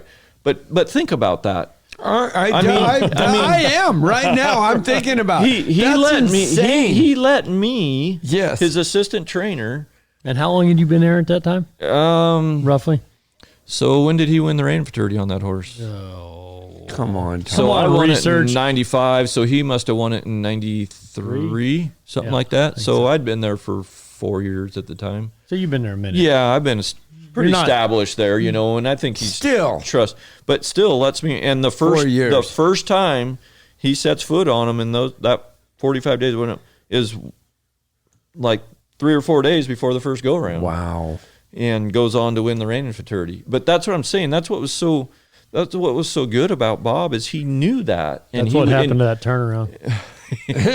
That was one of the parts that I was trying to fix. But yeah, when he jumped out of it, had him thinking a little too much. But yeah, I just, so I look back on that. And so as a guy getting ready to go out on his own, man, that was a boost to my ego. I'm looking at that and going, I trained that horse, Boomer Nick. I'm like, I trained that horse. Lena's right on. I got to ride him for the last 30 days coming into the reining fraternity. That type of stuff, as from Bob, he probably wasn't thinking that. But, I look back on that now, and I'm like, that gave me so much confidence. Because I went and showed against Bob and beat him several times while I was still working for him. And so to go out on my own, that just gave me confidence that I can do this, and I think that just lit the fire in me even more. Hey, the question you never answered, though, what is how many times did you get to put your finger in the light socket? I can honestly say me and Bob only really got sideways maybe 2 times. Wow. And over lack of production? Well, he thought so. But me and Bob are good friends now and stuff. We've had our differences over the years and whatnot, but I feel fine saying it. But he came home from vacation and it was Lena's Right On. And whenever Bob would leave, he would give me his horses. I would be the one that rode them of the guys that were there. He would give me his horses. You ride my horses while I'm gone. And like I said, Lena's Right On was a quirky, quick-minded, smart little Lena, and whatnot. And he was a little studdy and stuff, but he was kind of a timid stud. I called him a brave coward because he would do stuff, and then if you got after him, then he would And so he goes to vacation.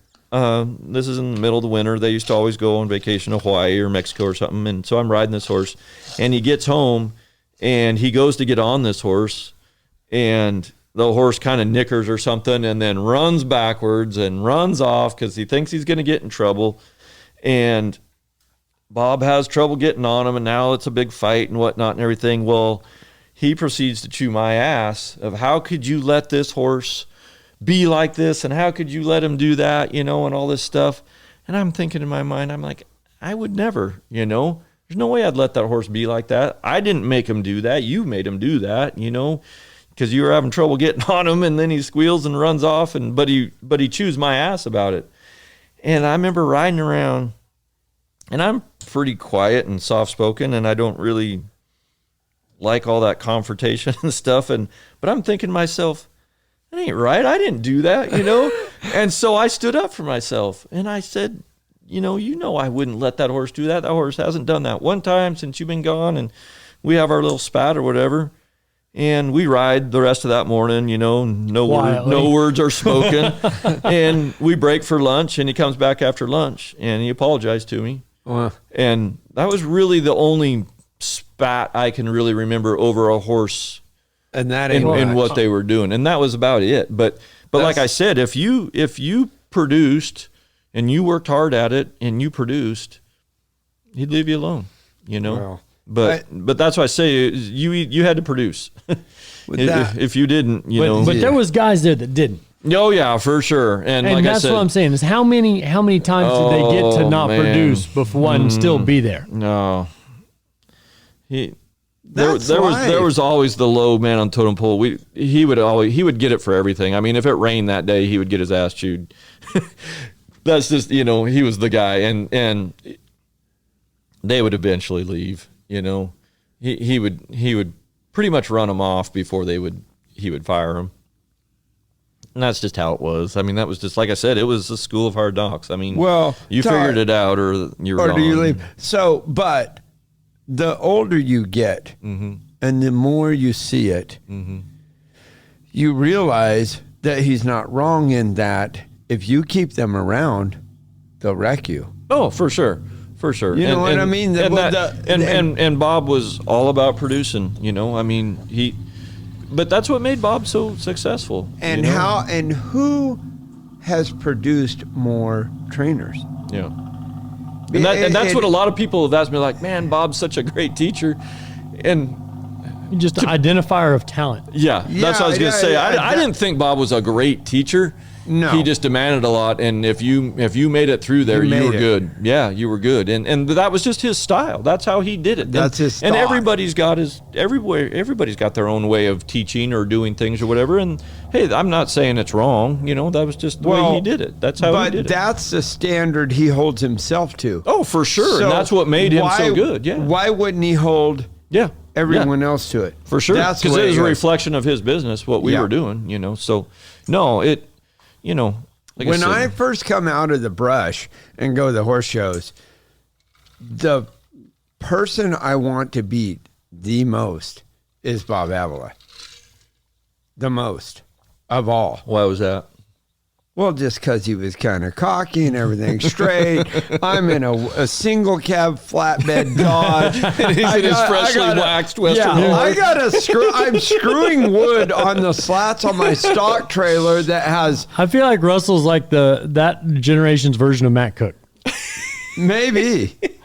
When Matt showed up with his one-horse trailer to win the world show. That's how it was. Yeah. I mean, I'm his wife made him wood take his on rope there. off his saddle. I don't know if I took mine off. and you show up, and Bob's the one that's like, hey, I don't know if you belong here. But that was Bob. To me, he was professional from the time he left his driveway. You know what I'm saying? All aspects. All aspects of it was show and professionalism and appearance and what a future customer from the outside looking in would see. Who do you want to go put your horse with? And he was all about that presentation and all that. But that was the one thing that I really learned there was this is a business. You are running a business. You're not just training horses. That's what we do in this business, but it is a business and you need to run it like a business and you need to treat it like a professional business. And that's one thing that I really took away from there. And I think that to me, looking just horse show industry as a whole, I think there's a lot of guys that train horses and this is what they do because they love it and they're good at it and whatnot. But I don't feel like they really look at it as a business. People bring them horses here and there and whatnot, but they don't really look at it as a business. Nowadays, I think everybody kind of does. They realize it, Much but more, back, 15, 20 years ago, I think you still saw a lot of guys that training horses was a means to an end. It was a way they could make some income, survive, and that was their way of life, and they enjoyed it and they liked it, and so that's what they did to make some money. But to me, you see more and more young guys coming out and establishing their business and really running it like a business. You see that more and more and more. I would say the majority of the people do nowadays, and I would say that he is a huge part of that. A huge part of it. Huge part of it. At that time, he was professional all the way. And I saw a lot of people with more talent than Bob that wound up with nothing. Hey, so I've always said nothing. Incredible to me. He made himself and everything around him. And even like I'm saying about me showing up and, I got plywood screwed on the trailer.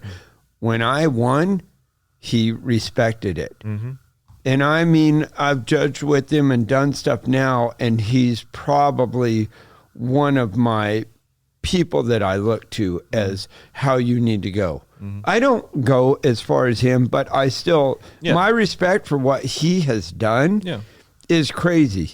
Yeah, for sure. And I took a lot of that when I left there. And there's still things that I do to this day in my everyday operation that I learned there, that we did there when I was an assistant. There's still a lot of that stuff that I do today.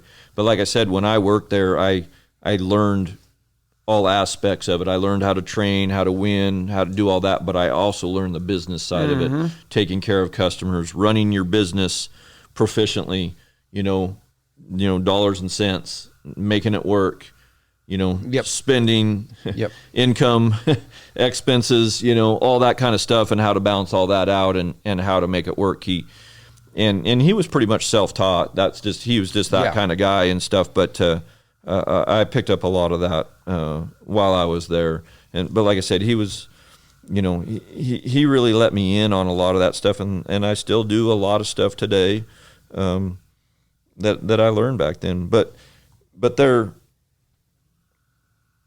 I just see this generation that's coming along. There's more and more people that look at it that way. There's always been guys in the industry that they could train a horse so good, but they weren't great with their customers. They weren't great with their books. They weren't great with the business side of it. And then you had, and they did okay, but, to me, they were a little inconsistent because of, customers coming and going and stuff like that. And then you had the guys, and I would watch them, and I'm like, this guy can't hardly train a stick horse, but he's got a great business going. He's doing well. But he was great with his customers. He was smart business-wise. He knew how to promote himself. He knew how to put himself out there. He was very likable. Figure out how to win by doing that, too. Yeah, and so, to me, I just looking back and how different people are in the industry and stuff, there's all different ways. And I've had a lot of guys work for me over the years, and I've always, once I kind of got established and doing my own deal, it was always limited aged events. That's what I did. I've had lots of non-pros. I've had youth. I've had older horses and all that, but the limited aged event horses was always kind of what I did. And what I'm getting at is I had guys working for me, and it just really wasn't working and whatnot. And that was one thing I always told him is I said, dude, there is so many different avenues in this horse industry. Yep. Maybe the limited aged event deal isn't for you, just because maybe what their experience was in the past, or maybe what their talent level or was or whatnot. I said, but that doesn't mean you can't train horses for a living. I said, you've got guys that make a very good living of just having a lot of non-pros and youth. You've got guys who make a very good living off of trading horses. You got guys who make a great living giving clinics. You got, there's so many different avenues of it. Don't think that just because everybody wants to be the limited age event guy, though, because that's exactly. And I said that's what gets all the fame, the glory, and because it's the big money and all that. But I said there's a way to make it in this industry, but I said it's no different if you're going to train limited aged event horses or train non-pro or kids horses. You still got to put your head down and work your ass off and be the best at it, and treat it like a business and run it like a business and treat your customers fairly and whatnot. I said, you can do just fine. I said, yes, this gets the, all the press and all that, but that doesn't, not everybody has to go there. No, and not everyone that wins there makes it. No. But you'll find a ton of people that will just take care of their customers. Mm-hmm. Make a great living all the way to the end, and you will see people that win huge, and don't do nothing at the end. They don't have a house, a ranch. They're in a trailer park. And Christopher's story about Harold Farron is what I fall to a lot. Going there and riding with him, and he's just golfing. He's one of the. I didn't even get to meet him, but I have heard about that guy forever. I mean, he is a savant. Yeah. And he's not Bob Avila. Right. I mean, he's a far from the like say. I mean, you've got to be a pretty in-depth horse enthusiast to even have heard his name. Yeah. Right. Yeah. And he can outdo most enthusiasts. Mm-hmm. But Bob Avila is a legend. Mm-hmm. And here's this guy that has all this talent in the world. It's like, yeah, I'm going to play golf part of the time. And I guess Cropper's going to make me come home and help this kid. But it doesn't that get back to, though, what makes you happy? And I mean, at the end of the day, don't you have to be content with who you are and what you want to do? And because all the money in the world doesn't make everybody happy, right? Yeah. A lot of money makes a lot of people not happy. For sure. But lot of times. But it can buy you a boat. Exactly right. But my point being, though, is it's not for everybody. Not everybody wants that. Yep. The fame and the glory and all the money. Not everybody wants that, like I said. And to me, I have no problem with anybody. If that's if you want to live in a trailer park and you don't have very much money but you're respected by your peers and as a great horseman or whatever, hey, more power to you. That's what, I don't think that being successful in your business and all that is, for everybody. There's a lot of people. Doesn't make you a better person. No, sure. Yeah. And at the end of the day, I mean, it's who you are and how you treat other people and if you're content in your mind. I know a lot of guys that have all the fame and glory, but they're not very content. And they're not very happy. No one likes them. Exactly. And so, and like I say, I mean, I think what you do with your life, you have to be happy and you have to be content. Otherwise, why keep doing what you're doing, and that's what I told my dad when I decided that, hey, I want to be a horse trainer. I said, I'm not going to be happy behind a desk. And I said, the horses are calling me. And I, even when I was little, and you could interview my dad and he could tell you this, even when I was little, I was so intrigued with horses' minds. That's what intrigued me more than anything, just trying to understand their mind. Why did he buck me off? Why did he run off? Why is he doing that? And even when I was little, I can just remember, I know this sounds really cheesy and whatnot, but I can remember when I was 11, 12 years old, laying in bed at night, thinking about, why did that horse do that? That was just my thought process all the time. And it still is to this day. I still will go to bed at night. If I struggled with a horse that day, I will lay in bed. And it's just me. And I don't even have to work at it. It's just me. I will lay there and try and figure out, why is that horse doing that? Is it me? Is it him? Is it this? Is it that? Whatever. And try and figure that out. And that's been one thing that's just been with me all along. And that's one thing that I always try and teach anybody who's around me is understand your horse, whether it's the mechanics of it or the mindset or whatever. Try and understand it, because if you think you understand it and you try and come up with a process to make it better, you are going to me, make it more clear to that horse to get it trained and do it how you want to do it, right? Because it's clear in your head.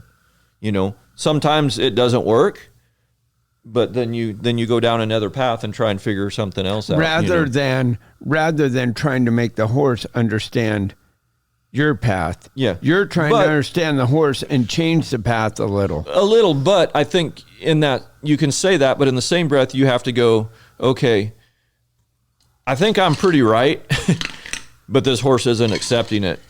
So it's his mind, and he needs to accept this, and if he'll accept this, what I'm trying to get across, then we'll be good. Mm-hmm. But other times I can go down a path and he accepts it and I start doing it, but it ain't better.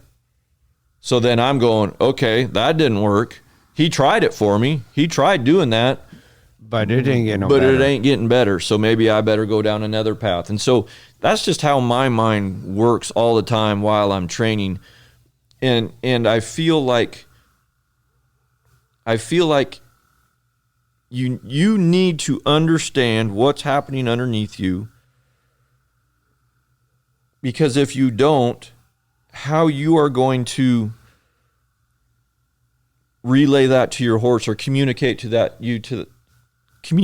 to the horse is going to be hard if you don't understand. And I always tell people, if there's so many different ways to train a horse. There's so many different methods. You train one way, Chris trains one way, I train one way. Everybody trains them a little different, right? And they expect a different thing in a different feel. That doesn't mean that your way is right or wrong, or your way is right or wrong, or my way is right. That's just our different ways. But if you understand it and you can get the horse to do it, and you two communicate good together, who says that's wrong? Right. You know what I mean? So if it works, it's right. Exactly. And so I've watched other people ride. Believe me, I've watched everybody ride. That's just my thing, is I watch a lot. People don't realize it, but I watch a lot. And that's how I've learned, and that's how I try and progress, is just by watching other people. But I can watch other people, and I can watch that horse, and I mean, like, immediately I can be like, I see what's wrong, and they ain't going there, and they're going somewhere else, and I just think to myself, man, if they just did this or they just that, but I can see that maybe that trainer isn't understanding what's going on underneath them for sure, you know. And if you're second guessing yourself, you're not going to get that horse trained. No. And even if I don't think you went down the right path or addressed the right problem, but you got it fixed, hey, my hat's off to you. You got it fixed and you got it done. Maybe that's not how I would have done it, but who's to say that's wrong? Right. You know, and so I have the utmost respect for somebody that gets it done, even though it wasn't how I would have done it. But if it makes sense to them and it makes sense to that horse and they're communicating good and they're getting the job done, more power to you. Yeah. You know? I tell people all the time, I says the belief in the program is way more important than the program. Yeah, for sure. I mean, for sure.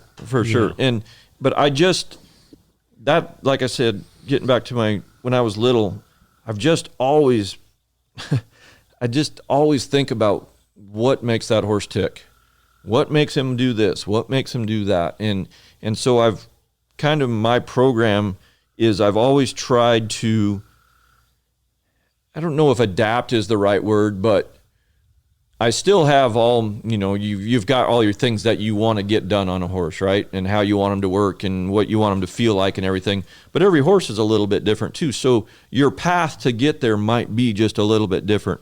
And that's one thing that I've always stuck with, is it doesn't have to be my way or the highway. You know, I want to get this done, but how I get there, this horse, he might get a lot of tough love, and this horse might get a lot of petting.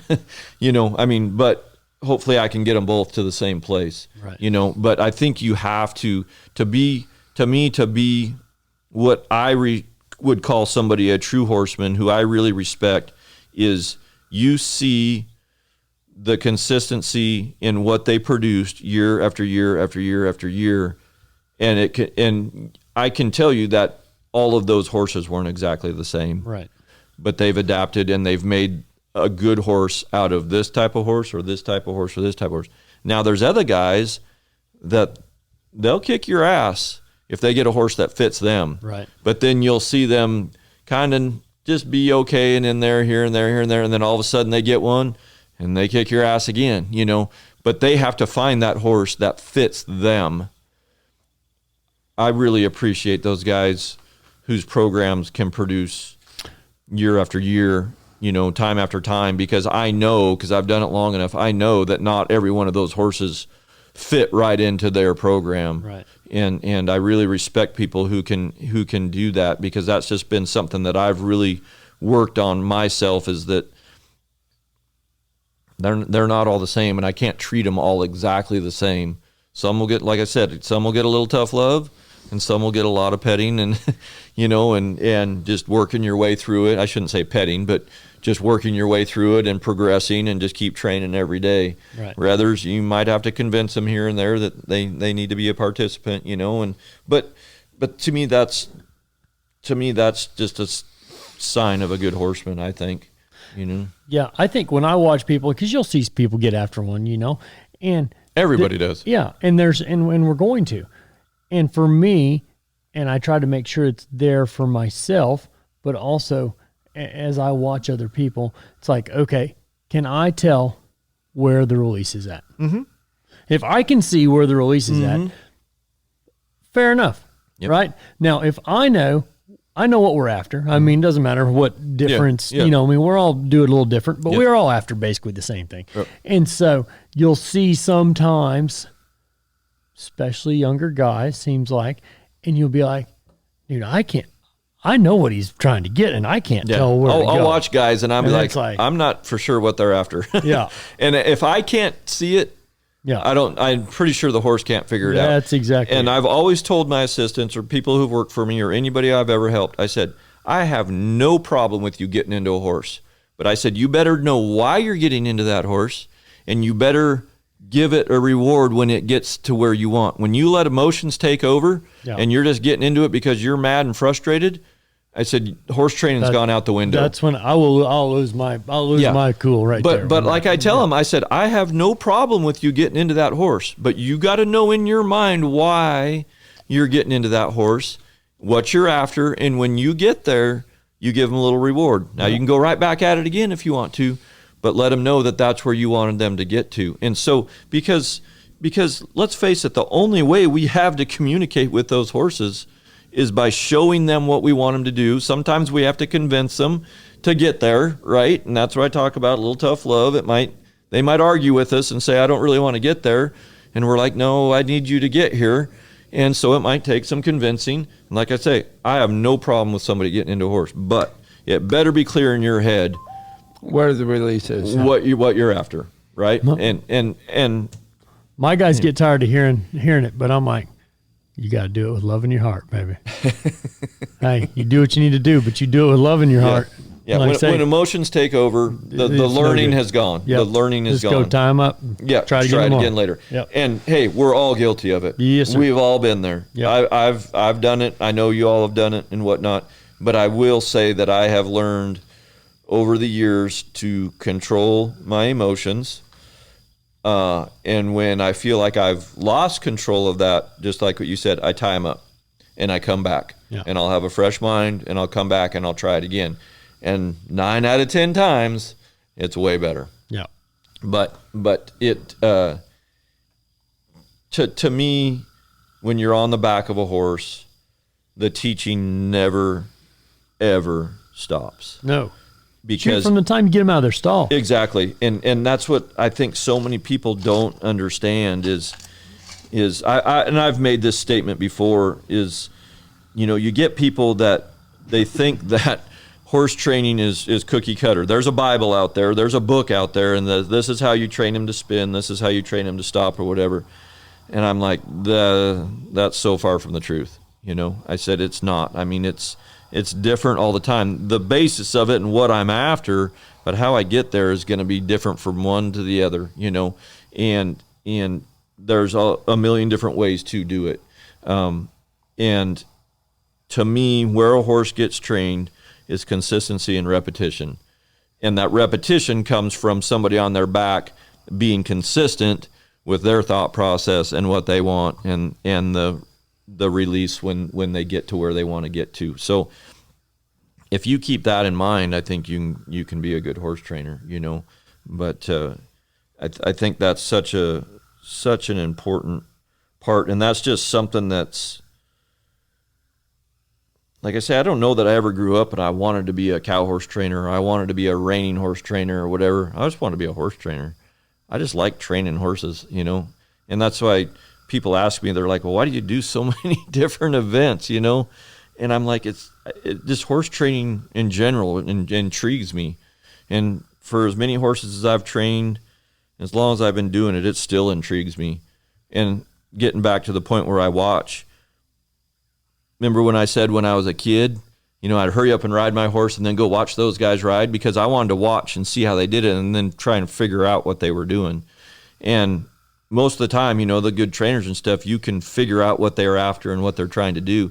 And that has been how I have developed my program or how I have keep developing my program. To me, it's a revolving door. I mean, or it's just evolving all the time. I don't feel like I've ever just got like, okay, I've got it and this is how I do it and not changed. I change year to year to year. I know a lot of people, they're like, No way. And I'm like, absolutely. Better. Absolutely. My program evolves year to year. And the way nowadays that my program evolves is just by watching. And that's how I've always been. And any time I've gone and got help from somebody, I'm always like, show me. Don't tell me, show me. And I can get it better from watching somebody do it than if they explain it to me. Absolutely. I can understand it in my head. It makes sense, but I want to see it. And even to this day, I mean, I'll just step off and I'm like, show me what you're talking about. And then it's clear in my head. But I can remember when I first went out on my own, I'm trying to develop my own style, right? I mean, I learned from Avila and I learned the foundation, right? But I still didn't have, you still weren't confident in your program, right? You're still second guessing yourself. And I think everybody who goes out on their own, that they go through that. But where I learned was just from watching guys, and I'd be like, watch some guy, run and stop his horse. And I mean, like, man, I love the way that guy's horses run and stop. And I would study it and watch it and try and figure it out. Go pick his brain a little bit and try and figure it out. And then I'd go home and I'd mess with it. And then the whole thing might not work for me, but I grabbed one little nugget from him or one little thing from him that I still do to this day. Right. And that's to me how I have developed my program. And like I said, it evolves year to year. I watch guys nowadays, and I don't care who it is. I don't care if it's a non-pro. I don't care if it's an assistant trainer. If I see their horses doing something good time after time that I really like, I'm going to try and figure it out. And most everybody in this industry probably doesn't know it, but I've picked something up from just about everybody. I mean, I've picked something up from you, Russell, Sarah, my assistants. I watch other people show. I mean, I've picked little things up from everybody's program, and I try and just emulate it a little bit and get the feel of it and understand it.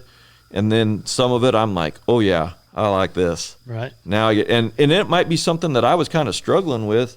Even though I'm doing okay and producing winners and whatnot, there's parts that you still are like, I just feel like I'm always just kind of trying to figure this part out, or I'm kind of struggling on this part. And then you get a hold of something, and you're like, there it is. Okay, now I get it, you know, and you go on and just tuck that one in your pocket and keep going, and that's just how I've done everything horse training wise. Right. Just watching. And you always get asked that question, what advice would you give a young guy wanting to come along, be a horse trainer? Well, you give them all the, got to be willing to work and all that stuff. But one thing I always say is watch. Keep your eyes open and watch and try and figure it out.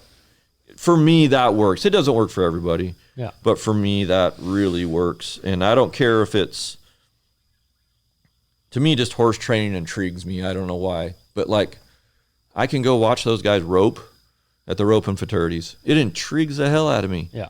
I mean, I rope, but I'm no rope horse trainer. I've trained rope horses, right? I've done it. We used to show a lot of rope horses when I worked for Bob.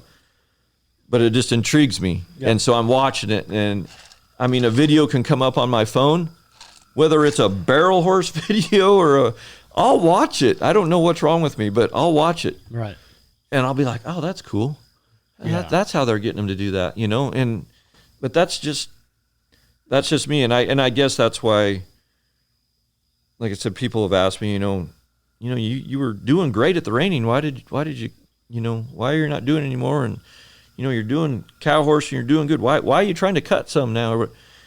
It's just horse training. It intrigues me, and I want to learn it. I just want to learn about it, and to be honest with you, the cutting has always intrigued me. I've always liked it.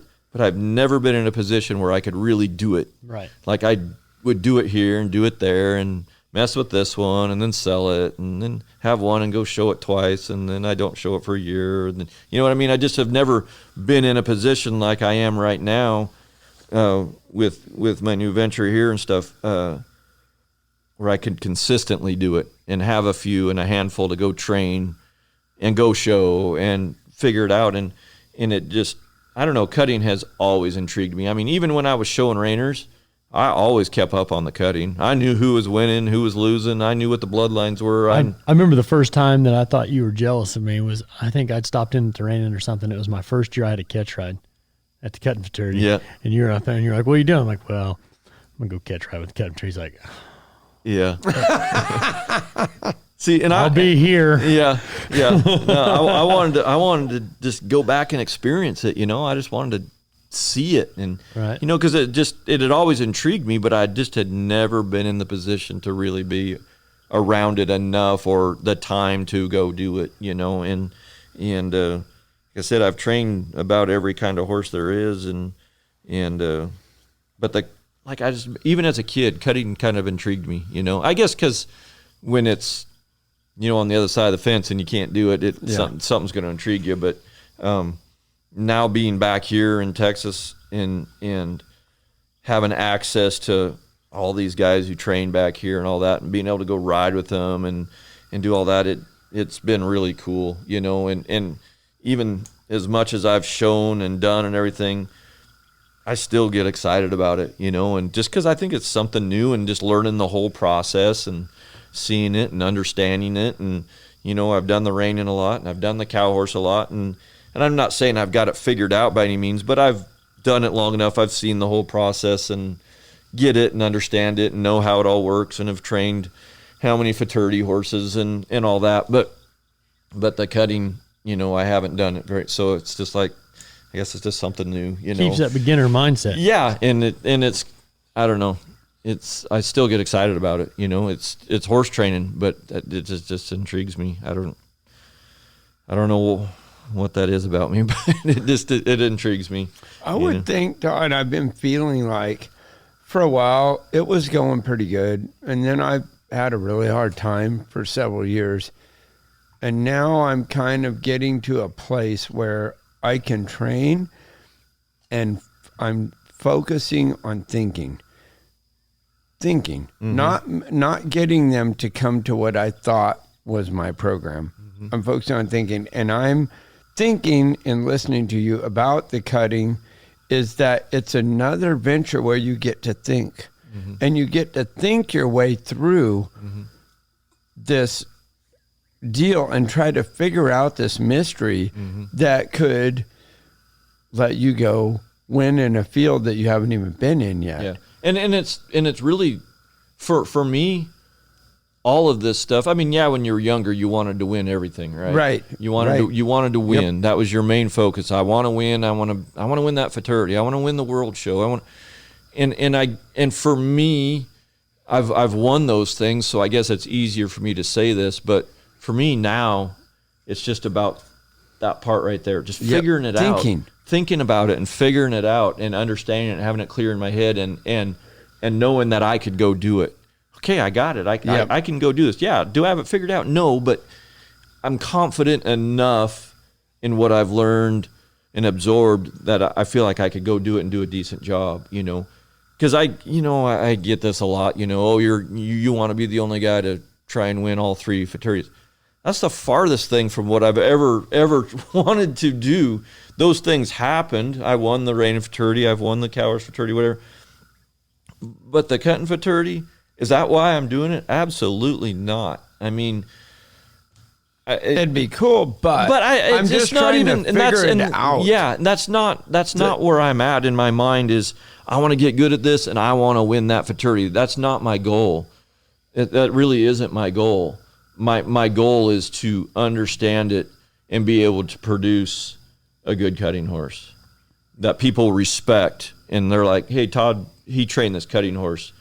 Well, I don't want him to be like, well, I don't know if I want that one. Todd trained it. I want him to be like, yeah, I'd ride it. It'll work. I'd ride it. You know, that's my only process in this whole deal. But it's horse training, and it intrigues me, and it's another part of horse training. And like I said, it's the ever elusive conquest. Yeah, I think of when I was just cowboying, I knew nothing about training. I didn't know Cowhorse existed at all.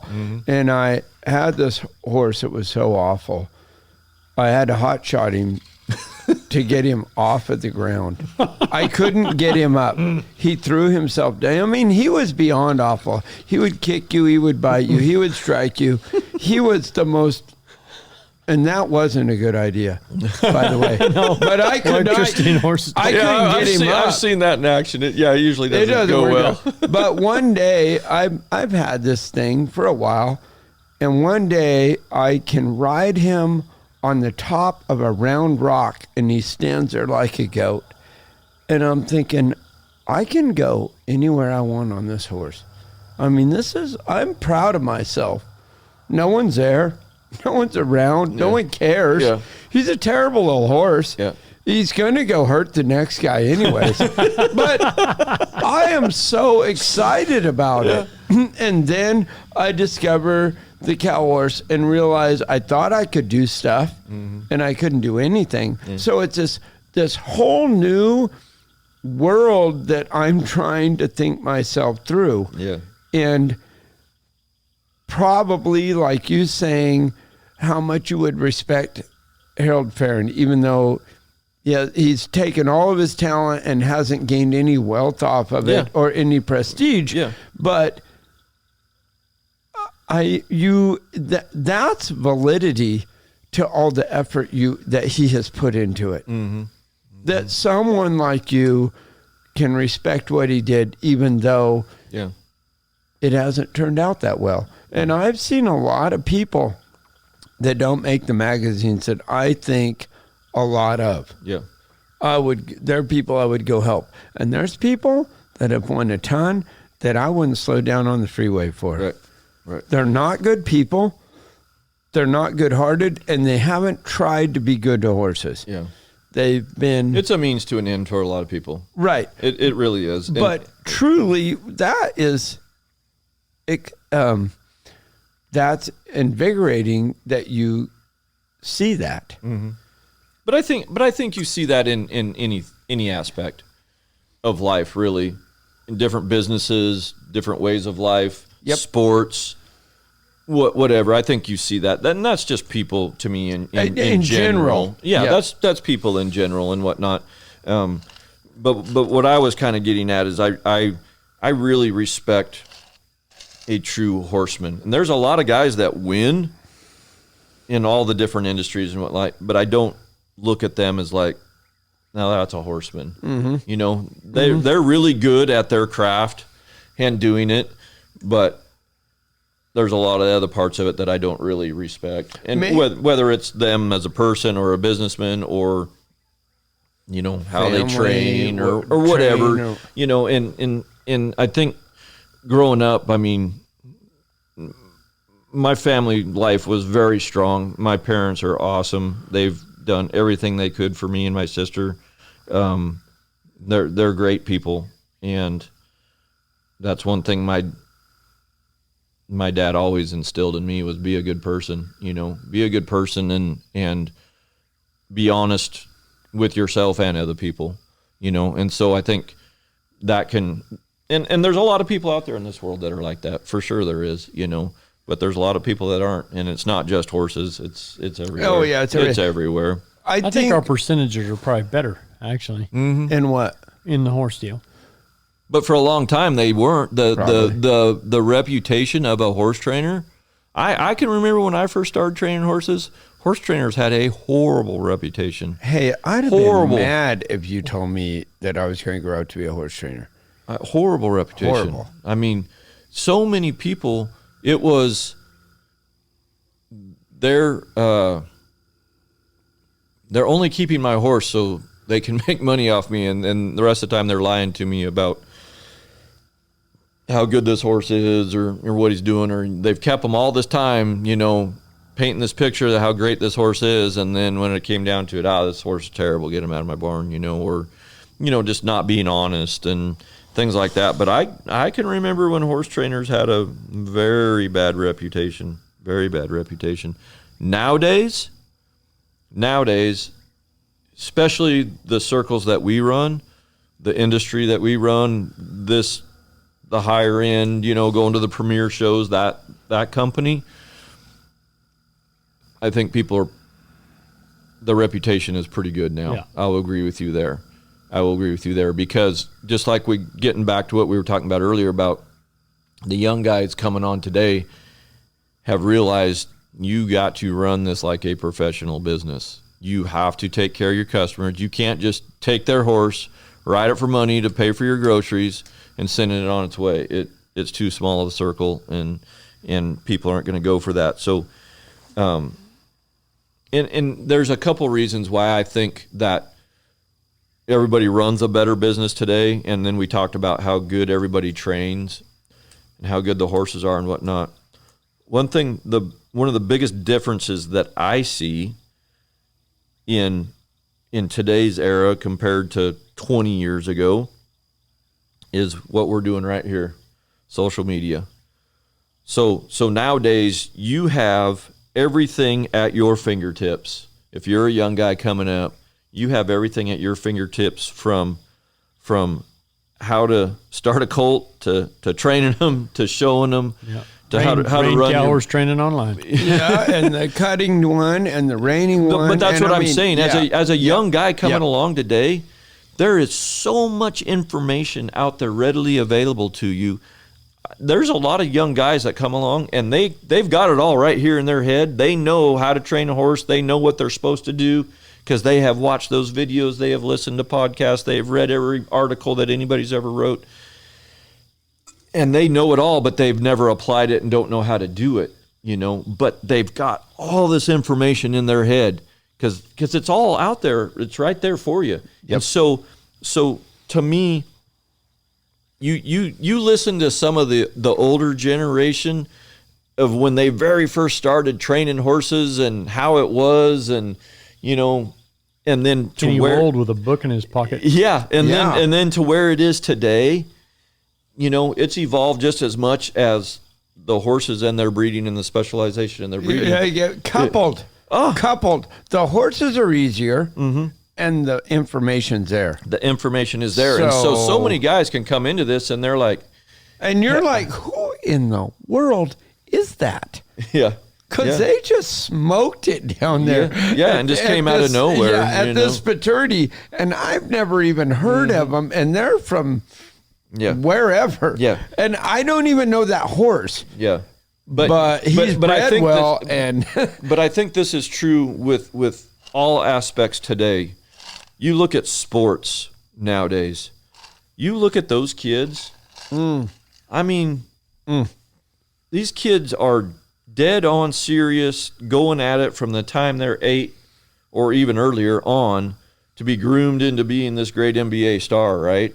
And they've gone to every camp that every professional's ever put on. They've got all these connections and they're playing ball, 5-6 days a week. And, I mean, back in the day, nobody did that, right? But to me, that's just true with everything today. There's just so much information and so much opportunity out there for everybody. It's just made everything evolve and become that much better, than... But that's just the evolution. Right. The stuff I've read about, like the kids, is that they still are saying that they're better off to be playing multiple events. Exactly. Multiple sports for a while before they settle in. And I think that's the same with us. Right. I think that we're in a little bit of a trap personally right now because these kids are growing up in an industry and then they want to be a reining horse trainer, and that's all they're around is reining. And that's all they're around. They don't go and learn how to do the pleasure and the trail and the Western and riding. just become a horseman. And just become a horseman. Because learn how to to me, do the that's events. so much of it. It's understanding a horse. Do the barrels and the poles and do the... and innovation comes from a broad perspective. Yeah, that's a great You can't great point. innovate from a narrow view. You innovate from way out. But go back to and look at like I said, I felt like when some of us from the West Coast started really getting into the NRHA reining, to me, we evolved it right there. But what was it coming from? It was coming from us having to get those horses broke to do the Western riding and all the different events and whatever. And then we started getting these horses that were a little more specialized that could stop and turn and doing all that. And then we put that little bit of twist on it. And so here we come and we've got our horses bridled up and low-headed. and reining was, loose rein and head up and out and, and not as broke, and all that. So just like what you said, Russell, I mean, everything comes from different worlds and innovating and bringing things in. You look at any of the freestyle sports, out there that's going on today. Yeah. They're taking stuff from different deals and integrating it into theirs, whether it's snowboarding or motocross or whatever. They're taking things from each of those and bringing in, and that's evolving, and well, look at the rodeo cowboys. They're putting, the physical fitness side of it into all those guys. Yeah, you ever listen to JB Mooney? when I can't remember who was interviewing him, they're like, well, what's the difference of bull riders today and back in the day? And they're like, well, you used to walk in the locker room and they were all hung over and smoking cigarettes and drinking whiskey and playing cards in the corner. He said, now you go in there and they're drinking mineral water and doing yoga. Yeah. It's like, it's so true. Different, but that's just evolution. You just tune in to the Cowboy Channel or whatever and watch some high school rodeo and junior rodeo. Holy mackerel. Yeah. Hey, I went to high school rodeo. That's not what it was like. Crazy. I went last year for the first time. I took my daughter to the Nationals. And you let your daughter go to the national finals rodeo? Yeah, going again this year too. You should have had an ugly daughter. But yeah, I watched those kids, and I'm like, good Lord. It's these crazy. kids are good. Stick it on them and ride rank stock and rope rope from here to they're throwing 30 foot. Yeah. It looks like maybe it's only 27. But it's a long well, they got ways. They got a dally. They're going to start making longer head ropes. That ain't no joke. The roping. I was telling somebody this the other day. The roping. I remember growing up as a kid and stuff. If you were a heeler, you were the best roper in the pen, right? Yep. Nowadays, you watch.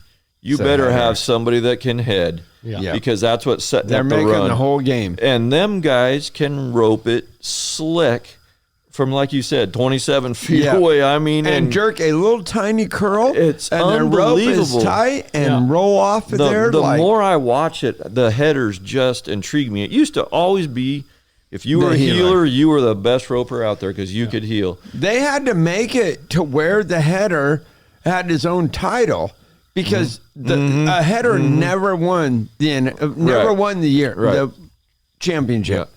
It was a healer. It was all about the healer. But those headers nowadays, it's crazy. Man, it's unbelievable to watch them. People would say, hey, Russell, you like them fraternities, you can rope them, blah, blah, blah. I'm like, yeah, maybe. I go watch one, I'm like, hey, you guys are out of your mind. Oh, those guys. If they'll let me get in non-pro, I might get in. I don't even know if your numbers go low enough for me to be competitive. Are you joking me? There's 13-year-olds out there. You don't want the kids. You don't want the kids. It. No. You don't want the kids. Oh my Every Lord. year that fraternity that's during the snaffle bit, man. If I get time, I sit. Oh, I can watch all day long. Those and I don't even watch the horses. I don't even watch the horses. I just watch the ropers because them guys. What I love to watch the most is when the heading fraternity is going and the heelers that are roping for them. The pressure, but the shots that they take and catch and where they rope from and because they're not being judged, they just got to complete the run, just right? Catch it. They got to get it down, right? And they can. Oh my Lord, it's good watching. It's not even possible. No, you're like to catch from there. I've roped enough to know that was incredible. It's so fun to watch them. Those guys are so good. It's just like that rope is just an extension of their hand. Yeah, you know what I mean? It's just like I love watching those guys rope. So good.